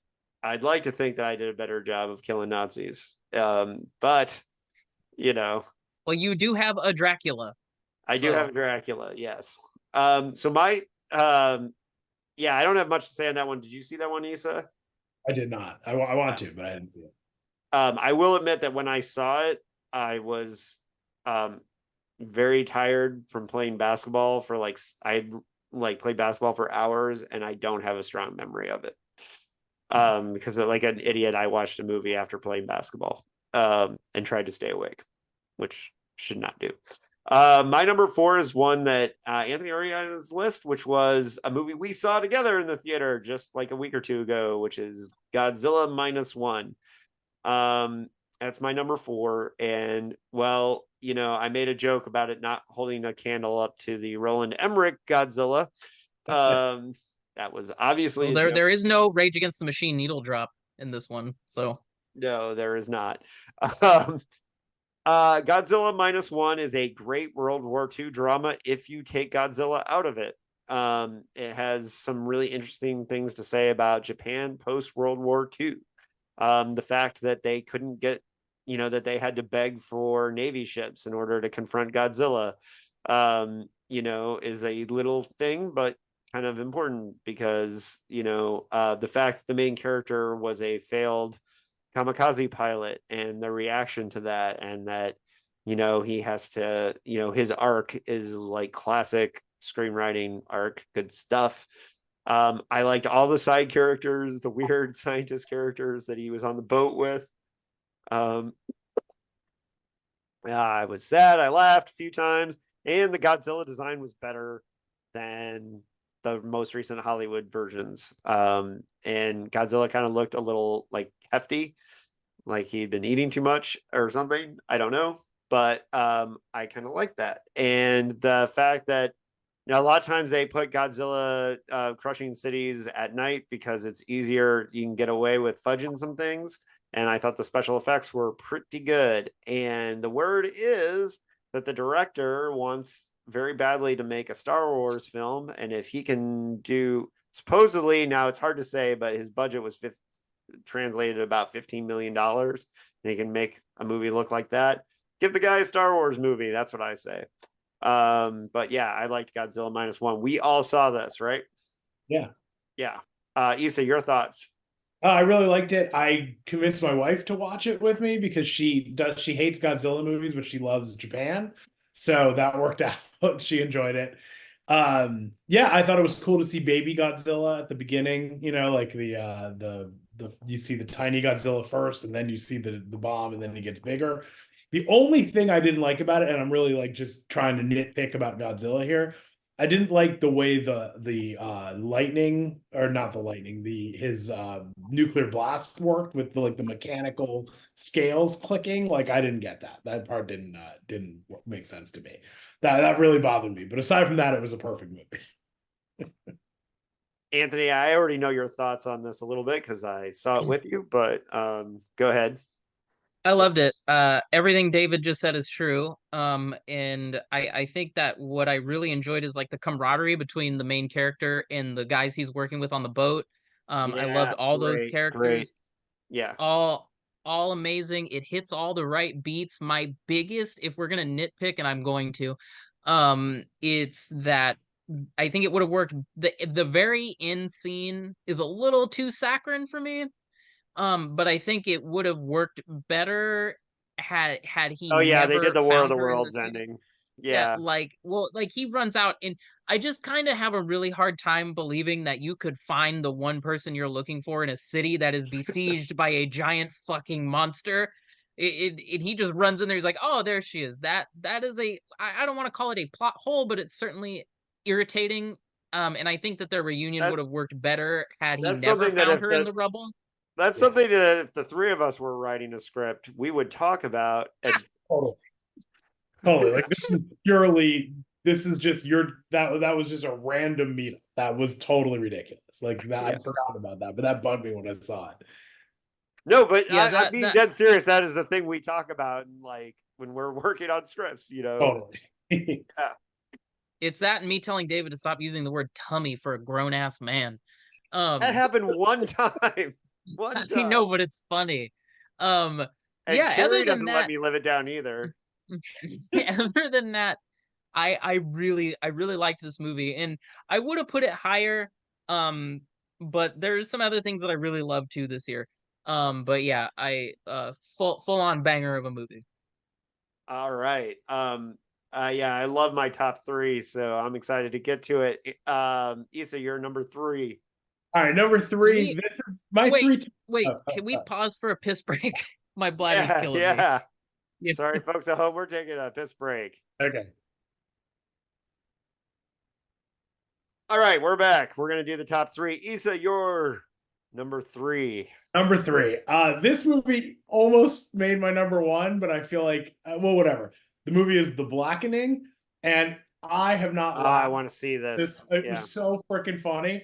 There's every time I think about this one scene, I just start laughing. There's a scene where like the gangster guy is firing a gun, and he's like got his hand to the side, and start shooting, and then one of the other characters reaches out and twists his hand so the gun's straight. It was like this little quick thing that you could almost miss, but it was like the funniest thing I've ever seen in a movie. It was very entertaining. It was very like culturally perfect, and had a lot of really good things in it. So that's number 3 for me. I really, yeah, I need to see it too. Yeah. Anthony, you're number 3. My number 3 is a movie that I had almost no expectations for because most modern horror is, kind of bunk to me in a lot of ways. But and I'm still getting roasted for loving this movie by a lot of my horror friends. But my number 3 is Talk to Me. I thought it looked great. Yeah. Issa, I don't know if you've seen it. I haven't seen. I heard it was good, but I haven't seen it. Yeah, so, okay, I'll be quick. So Talk to Me is basically about this hand that kids use to communicate with the dead. And on the surface, that seems like a pretty standard trope and nothing kind of new. But what's cool about it is the way that the kids treat it. They're not treating it like, oh, it's the secret that we hide and we do in like the basement. It's like a whole thing. Like they have all these parties where they're just trying to interact with ghosts. It's the first time I've ever seen a movie where I've watched it. I'm like, that is exactly how teenagers, at least from at my age, would have treated something like that. Like they're just we're getting high as shit, we're getting super drunk, and we're just messing around with something we really shouldn't be messing around with. I thought it was great. I thought it was extremely well done. It does a couple little twists later in the film that I really liked. The ending doesn't quite hit as hard as I wish it had, and it kind of does do that thing where you're really into a movie and then the ending's just kind of like boom, it's done, movie over. And you're like, well, what happened? But to me, I think it's important to kind of lift up filmmakers who are trying to do stuff from the lens of not just like, oh, I made a movie, but like I'm trying to make a film, and I think that's important. So that is my number 3. Nice. All right, my number 3 is Luther, the Fallen Son, and I love the Luther TV series, and when I heard that they were just going to make a movie instead of another series, at first I was kind of disappointed because I was like, I want a bunch more Idris Elba in his flabby jacket. Who doesn't? Yeah. But he had enough time to do a movie, and Neil Cross, who has written all the Luther stuff, including the prequel novel, which I think is underrated as well, is back, and that's the most important thing. And I'm the perfect target audience because I love Luther as a character. And coming off his performance in Andor, Andy Serkis as Luther's foil is incredible. And there is a fight scene. Luther gets thrown in prison in one part of it and has a fight scene that is like up there with the Hammer hallway fight scene in Oldboy, and I do not say that lightly. This was a big yeah, I didn't think the fight scene was that good. I thought it was a little ridiculous, but I liked the movie a lot. Yeah. Andy Serkis and Idris Elba play off each other amazingly well in this movie. I, as a big Luther fan, this is one of my favorite viewing experiences of the year. I'm gonna have to watch it again. But part of me wants to just watch Luther from the beginning again and do this. Luther is one of my favorite fictional characters. Yeah, I thought the movie was great. I loved the show. I was a little disappointed that he didn't just become James Bond at the end. Like I was like, this is the perfect setup. I can't believe they're going to marry Luther and James Bond, and this is going to be it. But then and Luther goes to some pretty interesting places because he's his becoming a criminal basically, and like losing his power as a police officer was something that I was like, how are they going to do this? How are they going to make this work? And I liked it. Yeah, it was really good. You would enjoy this, Anthony. Have you ever watched any Luther? I had started it years ago and then never went back to it. So I wanted to see the movie when it was coming out, but I also want to watch the show first. So yeah, get back at me in 2025. Yeah. Yeah, two of my top three are Netflix, unfortunately. I mean, fortunately, if they want to hire us. So yeah, that's my number three. Luther, The Fallen Sun. Issa, your number two. Number two, I went with No Hard Feelings.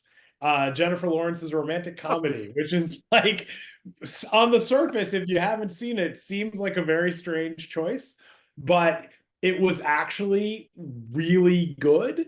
It was not a romantic comedy. I mean, it was more like, I don't know, it was one of those, like, again, a kind of movie that didn't really get made, but then sort of started getting made again with like The Hangover and Bridesmaids, like those kinds of movies. It's not as just like stupid as that. Like, it actually had more to it than that, but it was just like kind of an over the top comedy. What are you doing there, David? I'm having flashbacks to last year when you told me to watch Ticket to Paradise, and that was the worst movie I watched all year. Oh, come on. No, I mean, this is not normally the kind of movie that I would love, but this one it has Matthew Broderick in it. I mean, it's got a lot of good stuff going for it. So you are a Ferris Bueller super fan, so Matthew, I am, yeah. But no, I actually saw this one a few times, and I really enjoyed it. It's a fun watch, and Jennifer Lawrence is like a national treasure, I think. Like, she's really, man. Okay, I'm if you do this to me again, if I watch this and it's my I mean, it might not be your kind of movie. Like, make your own judgment. But I for the kind of movie it is, it's very good. Right. I really wanted to see it. I missed it. I'm on vacation, and it's on my list to like kind of watch one of the nights where I've got nothing else going on. But I'm a sucker for like a good, like, on the surface rom-com, like raunchy rom-com that actually does have some good writing to it. I don't know if it's kind of in line with the same, but I felt that way about the Amy Schumer Bill Hader movie Trainwreck, which I was surprised was actually not too bad. Okay, I don't think I saw that one, but yeah, no, this is, I don't think anyone would not like this movie. It's very likable. There's some class warfare in it. It's good stuff. Okay, all right. I'm mildly skeptical because of Ticket to Paradise last year, which, by the way, I did say that it was a silly movie but entertaining. Like, I mean, come on, it's a man, I wanted to pull my eyeballs out after watching that movie. Anyways, you're just making me want to see Ticket to Paradise. I didn't see it. Now I just got to know what's got David wanting to pull his eyes out. Yeah, it's like a really good chemistry rom-com. It's not it's a terrible chemistry rom-com. Everything about it was bad. It was the most. I'll watch it. I'll get back to you guys in the group chat. Yeah. All right, Anthony, you're number two. Oh man, it was hard. My 1 and 2 battle for the top spot still, as I was sitting here looking at it. And but speaking of target audiences, my number 2 is going to be Ari Aster's Beau is Afraid, also known as Mommy Issues the movie. I expected you to have that number 1. It almost was. I have never watched a movie that felt so accurate to anxiety and, to be honest, issues with your mom. It's a movie that hit me really hard at home. It's a movie that I think, what I love about this movie is Ari Aster basically was like, okay, so I did these horror movies, but I'm not the horror movie guy, so hold my beer, everyone else. And then he made this so weird, like weirder than Terry Gilliam movie about these like mental health issues in just trying to like figure out what your place in life is while trying to battle these issues. It made me laugh, it made me uncomfortable, it made me painfully sad. I thought it was brilliant, and I love the fact that you can clearly see that Ari Aster made this movie and did not give a fuck if anybody was gonna like be down for it, because he was. And Joaquin is amazing. Nathan Lane is great as always. Yeah, he's great. I loved it. It was almost my number 1. Yes. I like the first hour, and now it's a little long. Here's the problem. I watched it at home, and I know that. Well, I don't know if I would have liked it better if I saw it in the theater, if I felt trapped in the theater. But You might have felt trapped. Yeah. but I watched it at home, so I paused a bunch. I got up and took Barney for a walk. I came back. Oh, you got to get it all in one go, dude. Yeah. So, and I didn't feel at all like, oh, I can't. No, Barney, I can't take you for a walk right now. I was like, yeah, let's go for a walk, and we'll come back and King watch Phoenix is being later. yelled at for the 15th time. Barney, I can't walk. Yeah. So the first hour I thought was hilarious. The whole like him trying to get out of his apartment and all that anxiety was incredible.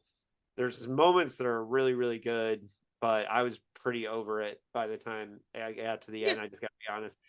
D. Harlan Wilson, also on the Dickheads podcast, he loves this movie as much as you, and that's a man with taste. Yes, that's a man with taste. Yeah, and I don't know, Issa, did you see it?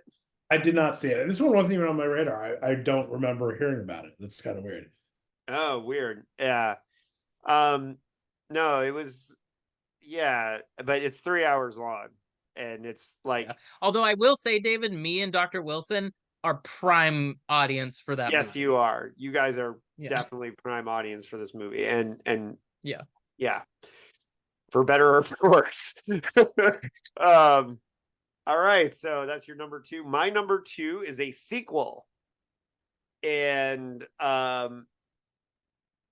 it's interesting because I had very low bar for this movie because I was not a fan of the original. And I'm a fan of the book that the original is based off of, but I did not like the movie. And this is Bird Box Barcelona. And I almost had this as my number 1. I had very low bar. I was not expecting anything. I am a fan of Josh, and I'm a fan of his novel. Josh has been on this podcast 3 times. And one of the reasons I did not like the movie of Bird Box is because it fucked up the first 75 pages, which is in the first 75 pages of Bird Box, you don't know if the mother is experiencing something for real or if she's crazy, right? And so the movie just instantly, like, you know, something's really going on. There's really monsters and people are really going crazy, and there's no mystery. Now, Bird Box Barcelona does not do that exactly, but it does something similar where what you think is happening for the first like bit of the movie is absolutely not happening, and something totally different is happening. And Bird Box Barcelona is a way better adaptation of Bird Box than the one that directly does the novel. And in a lot of ways, it tells the story better, expands the universe. The idea is it's supposed to be happening at the same time, but it also uses Barcelona as a location in really cool ways. Spanish language movie. I'm ready for Bird Box Kyoto. I'm ready for Bird Box Sao Paulo. Whatever they want to do, as long as they hire the right director. And so my ranking in the right writing team. Yeah, right here. Yeah, the OG novel. I'd go OG novel, the sequel novel, Mallory, Bird Box Barcelona, and then the movie in my rankings. But I was shocked because I had very low bar. I was just like kind of putting this on as just okay, whatever. And then I was totally engrossed, captivated, didn't pause it, like just loved it. So Bird Box Barcelona, my number 2. I'm assuming I'm the only one that saw this.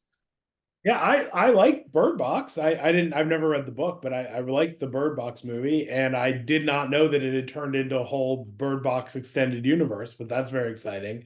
I'll be sure to check out Barcelona and any other cities they launch in. Yeah, and I was very excited for Josh that he had this kind of treatment for his story, you know. Like if I was the author of Bird Box and they made Bird Box Barcelona, you know, I thought that was cool. And I know Josh was a big fan of this interpretation of it. Like he loved it. So, and why wouldn't he? But, you know, and I think Josh is an underrated writer. I think he's a really great horror writer. Even though he's very well rated. I think, yeah, you're saying like underrated. Well, but what yeah, I'm glad you knew what I was trying to psychically communicate to you. Underrated?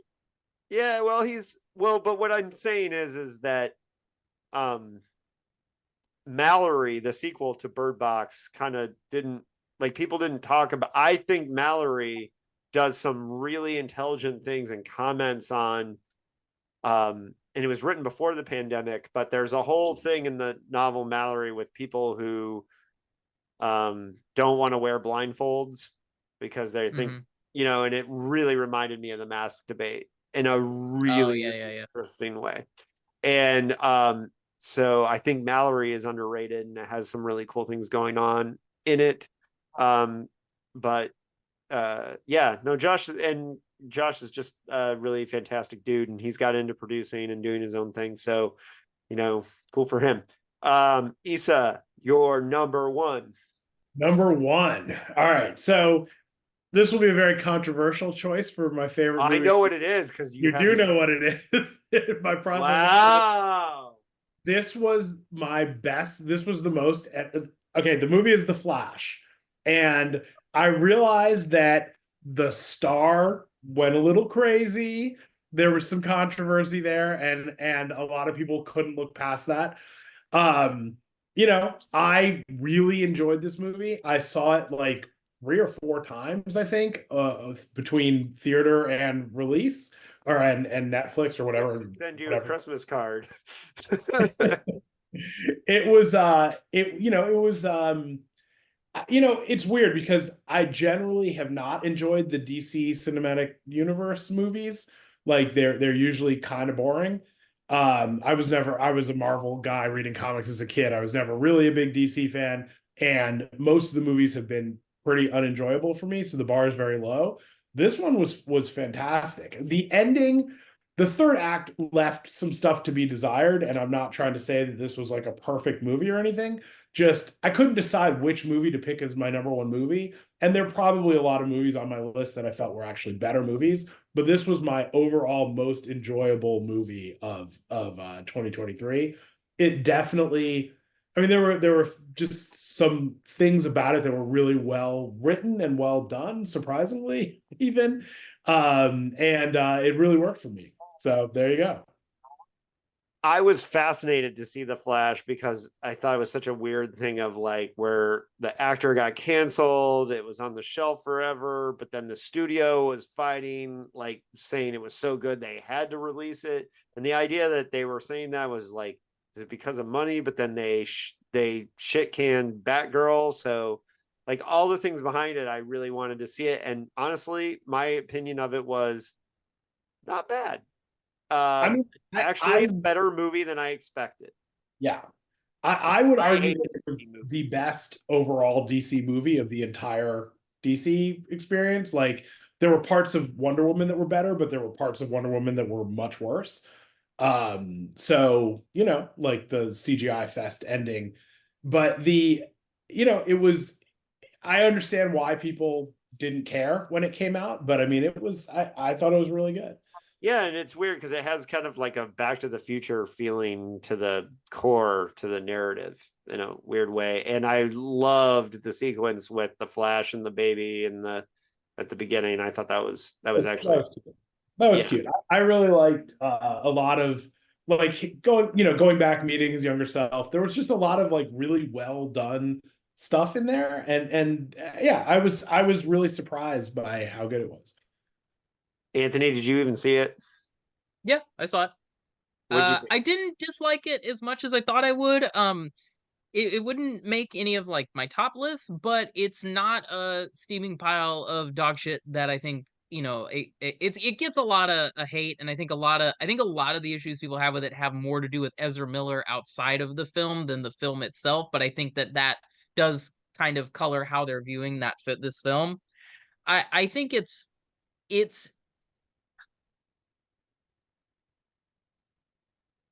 I'm just trying to think of how to word this. It's not it's so much better than those Zack Snyder Justice League movies. Yeah. And again, I know that bar is low. For me, I think the best stuff DC has done recently would be like Doom Patrol, and then Doom Patrol's great. If we're counting The Batman, that's probably my other favorite thing that they've done. That was, I think, my number one movie. Was that last year or 2 years ago? I liked it. It was fun. It wasn't anything groundbreaking. I don't like the CGI, but it was fun. It was nice seeing Michael Keaton as Batman, even though I wish we had kind of done more with him as that particular Batman. And, you know, we get in the minutia of why didn't we see more of like a Tim Burton-esque Gotham, which would have been nice. If we're going to do like, you know, fan service, let's just go all in on it. But as far as like when you look at everything that DC has to offer, it's far and away not even close to being the worst. Yeah. That's a roaring enthusiasm. Roaring endorsement, yeah. Far and away not the worst. No, I think what's unfortunate about the movie is the best thing about it was Ezra Miller's performance. And so it's really hard to, you know, apparently they have some issues in real life, you know, so it's really hard to kind of square that circle for a lot of people. And I understand that completely. Yep, same. You know. Yeah, and at least Anthony wasn't here when we agreed that Avatar: The Way of Water was our number one movie last year together. I don't even know why you would tell me that. But hey, look, David knows this. I do not like that movie. But I also look, to be fair, David, I've only seen Avatar 1. Oh, you haven't seen it? Well, then no, I haven't seen part 2. Okay. Yeah, well, then you can't say anyways. So, yeah. But Flash, I will. Yeah. Flash, I wouldn't have put it that high. Would have put it in the honorable mentions at best. But I had a good time in the theater. I probably will never watch it again. But yeah. Anthony, you're number one. All right, my number one. Probably David is probably Bo is like afraid. Yeah, but it's on 2 and the 1 slot. I like I said, I struggled with my what was going to be my number one, and although, you know, Bo's Afraid is like the movie that I felt the most personally. It does, like, I do agree with David. It does drag in some spots, and it's not going to work for everybody. But my number one, I think, is a solid movie. And given that the director has such a legacy that I think has been an uphill battle since he started making movies, to contend with, in making his own name. My number one is going to be Brandon Cronenberg's Infinity Pool. Yeah, I liked it. I didn't really. I'm excited to talk about this. I think that it is. I recently rewatched Possessor and I liked it. But I think that this feels like the synthesis of Brandon's own movie. Like, obviously it's body horror, and obviously he's always going to kind of battle the legacy that his dad kind of has set, right? He's always going to, unfortunately, I think a lot of people are always going to see him as David Cronenberg's son, but this feels like his own thing. Like, there's some body horror in it, but it's his own thing. It's so fun. The surreal orgy halfway through the movie, I thought, was so interestingly done. It was a little bit erotic. It was a little bit disturbing. That's the world that I like to exist in. Mia Goth is incredible and delightfully unhinged. And it ends on a really, you know, strange note. I like that it kind of I also felt, and I think I left the podcast by the time I had seen it, but it's also very PKD in a lot of ways, where you start going through the narrative and you don't know who Alexander Skarsgård, if it is his copy, at which point it had stopped being the real him. Right. But overall, I think that it's an excellent film. So that is my number I one. liked Infinity Pool. It was it was weird timing for me watching it because we were halfway through that most recent season of White Lotus, which is kind of similar themed Mm-hmm. with going to Italy island kind of thing. And then we had just watched Triangle of Sadness, so it felt like this Venn diagram of all that stuff. And I liked it. My problem with Infinity Pool, the reason why I didn't make my list is because I felt like it overstayed its welcome. Like, was kind of over the idea by the time it ended. Like the first hour, I was like, oh yeah, we're going there. This is weird as fuck. I'm down. And then and then towards the end, I'm just like, all right, let's get this over with. Yeah, So I felt the same way. I definitely I liked it a little at the beginning, and then I felt like it was just file under like weird rich people movie kind of, you know, like like in that way it was sort of like Triangle of Sadness, but yeah, it just didn't have like a tight enough finish for me. I don't remember it well enough to really critique it properly, but I just remember I enjoyed the first half way more than I enjoyed the second half.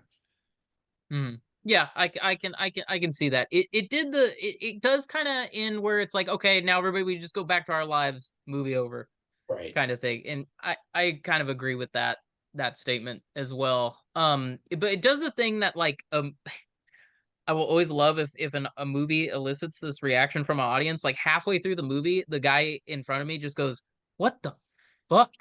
Totally. I was like, yeah, I'm here for it. I had a really good experience with that with Scanner Darkly when I saw it at the Landmark in Hillcrest when it came out. And I just remember like right when the credits started, this like guy right in front of me was just like, I have no fucking clue what just happened. And I was just like thinking to myself, really? Because I thought it was super clear. But of course I had read the book. But yeah, no, that's a I would rank that over Beau's Afraid myself. So yeah, I like Possessor a little bit more, I think.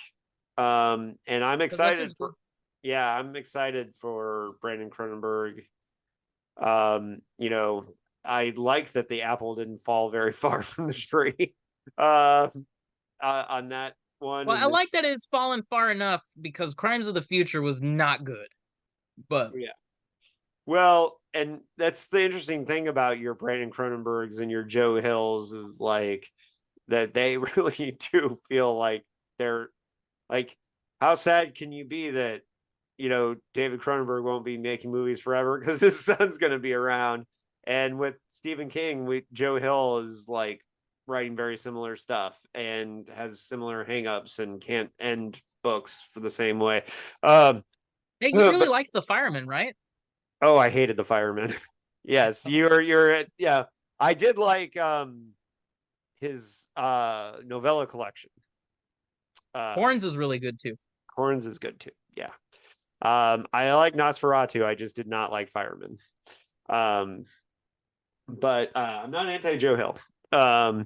David, what's your number one? The world is dying to know. Well, here's the thing. I don't want everyone to think that I chose this movie because I took an obscure movie that maybe nobody had seen. Is it a This Korean? is on freaking Hulu, so it's on Hulu. Yeah, a Korean sword fighting vampire movie. Exactly. No, it's a science fiction movie. Okay. A European science fiction movie called Vesper. And Anthony, you will love this if you've not watched it yet. Vesper is a ecological, like sci-fi horror, body horror, like weird, grim as fuck. Like it's almost like they pulled it out of Brian Evanson's ear. Right? Like in fact, I kept thinking about Brian while I was watching this, that this team, if they had more money, would make a great Immobility, a great adaptation of Evanson's novel Immobility. And Vesper is like it's this post ecological society science fiction movie, and there's this main character has this drone that flies around floating, and her father is like dying, and she's trying it. I don't even know how to describe the plot because it's brooding as fuck. and it's haunting, it's painful. It has this epic scope of this destroyed landscape, but it was done on a relatively low budget. Like, it's a European production with like government money. And it's kind of at moments has kind of a surrealist nightmare feel. And it just, I turned it on at 11 o'clock on a Friday night, figuring I was going to fall asleep and maybe I'd finish it the next day. And I was mesmerized. And halfway through, I was watching it with headphones on. I had Carrie looking at me like, "Are you ever coming to bed?" And I'm just like, "No, I'm watching this movie." Vesper. And it was released in 2022 to festivals and came out on Hulu in 2023. And I believe it's still on Hulu, so I think you can still watch it, but it's worth renting. I'm not sure, Issa, if you would like this movie as much, but Anthony, this is like put it in his veins. Like, I'll check it out. Yeah. And I loved it. That was definitely the best movie I watched this year. I was just totally floored by it. And then the next day, I was like, of course, on Facebook telling people like, "Oh, yeah, I watched this," and I don't think a single fucking person watched it and told me like, "Thanks, David. You sent me towards this fucked up, sad movie." But that was my number one. So on that note, what are movies you guys are looking forward to for 2024 besides Furiosa? Of course, Furiosa. I didn't like Fury Road, so Yeah, I know you're crazy, and that's okay. But I mean, it was Anthony fine. I just didn't like it as much as everyone else seemed to. Yeah, Anthony and I will be there opening day. Will you have your Yeah. guitar that shoot We've fire? already started making plans, so Yeah. I'm kind of excited to I'm excited and bummed. I'm looking forward to Beverly Hills Cop 4. yeah, I wish it was in theaters too. I'm bummed it's not in theaters. That seems like I don't know why you wouldn't have a theatrical release for that movie. that is Why would they call it Axel Foley? I know the song is Huh? Axel F, but Yeah. come on. Yeah. Call it Beverly Hills Cop Axel Foley. Or just call it Axel Foley. I don't know. I was very the child in me was very excited to see Judge Reinhold at the end of the trailer. So yeah. I'm looking forward to that. Furiosa. God, what else is coming out? Yeah, I'm having a hard time with that right this second. Give me a second here. Dune, the next Dune part. Dune part 2. I'll pass. Yeah, I'm excited for Dune. But I mean, we had a writers and actors strike, so it's going to be slim pickings this year. Yeah. Towards the end of the year. I've seen that Dune movie, the new one. I saw it twice. And it's okay. Yeah, well, some of the best parts of the story are in the second part. So I've turned showing up just in time to miss the previews into such an art that I don't really even know what's coming out. Like, I'm excited for Jeff Nichols' biker movie. Because Jeff Nichols I've never seen a bad Jeff Nichols movie. Is that the one with Tom Hardy? Yes. And I did not thought it looked good. This is a really hilarious thing. When I was watching the trailer, I was like, eh. And then it said directed by Jeff Nichols. And I said, yes, I'm excited to see that, because Jeff Nichols, who made Take Shelter and Midnight Special, are two of my favorite movies of the last couple of years. And he has yet to make a bad movie. So yeah, this will surprise no one. Now that I did a quick refresher, it's my two upcoming A24 movies, which it's not shocking that I love a lot of their movies. Love Lies Bleeding, which has Ed Harris playing a gun running asshole with Kristen Stewart. Oh yeah, that looks interesting. Yeah. I'm looking forward to that. I am looking forward to the next oh my god, I can't. The other David, thing help me out. The Love Lies Bleeding, the woman that plays opposite her, Katie O'Brien, who was in Mandalorian, she's a Indiana hardcore kid. She grew up in the Indianapolis hardcore scene. So yeah, shout out to I don't know her, but I have friends who know her. And so when she was in Star Wars, everyone got really fucking excited because And then the other one is Civil War. Oh which, yeah, anything Alex Garland. Yeah, Men was my guy. Yeah, Men was amazing. Have you seen? I liked it. I've seen it. I've got a lot of thoughts about it, but yeah. Civil War looks interesting. It looks like it could be either amazing or insanely stupid, and I love that. Or insanely browbeaty. Yes. Yes. I have trouble watching Jesse Plemons in movies because he looks too much like Matt Damon to me, and it freaks me He out. does. Yeah. Like I feel like I'm watching Matt Damon wrong. I don't know how else to explain it, but it always freaks me out. Yeah. And he was amazing on Fargo. And by the way, the new season of Fargo rips. So it does. Yeah. I'm an episode behind, but it absolutely rips. It's so good. Yeah. So if you haven't seen the new season of Fargo, Issa, it totally rips.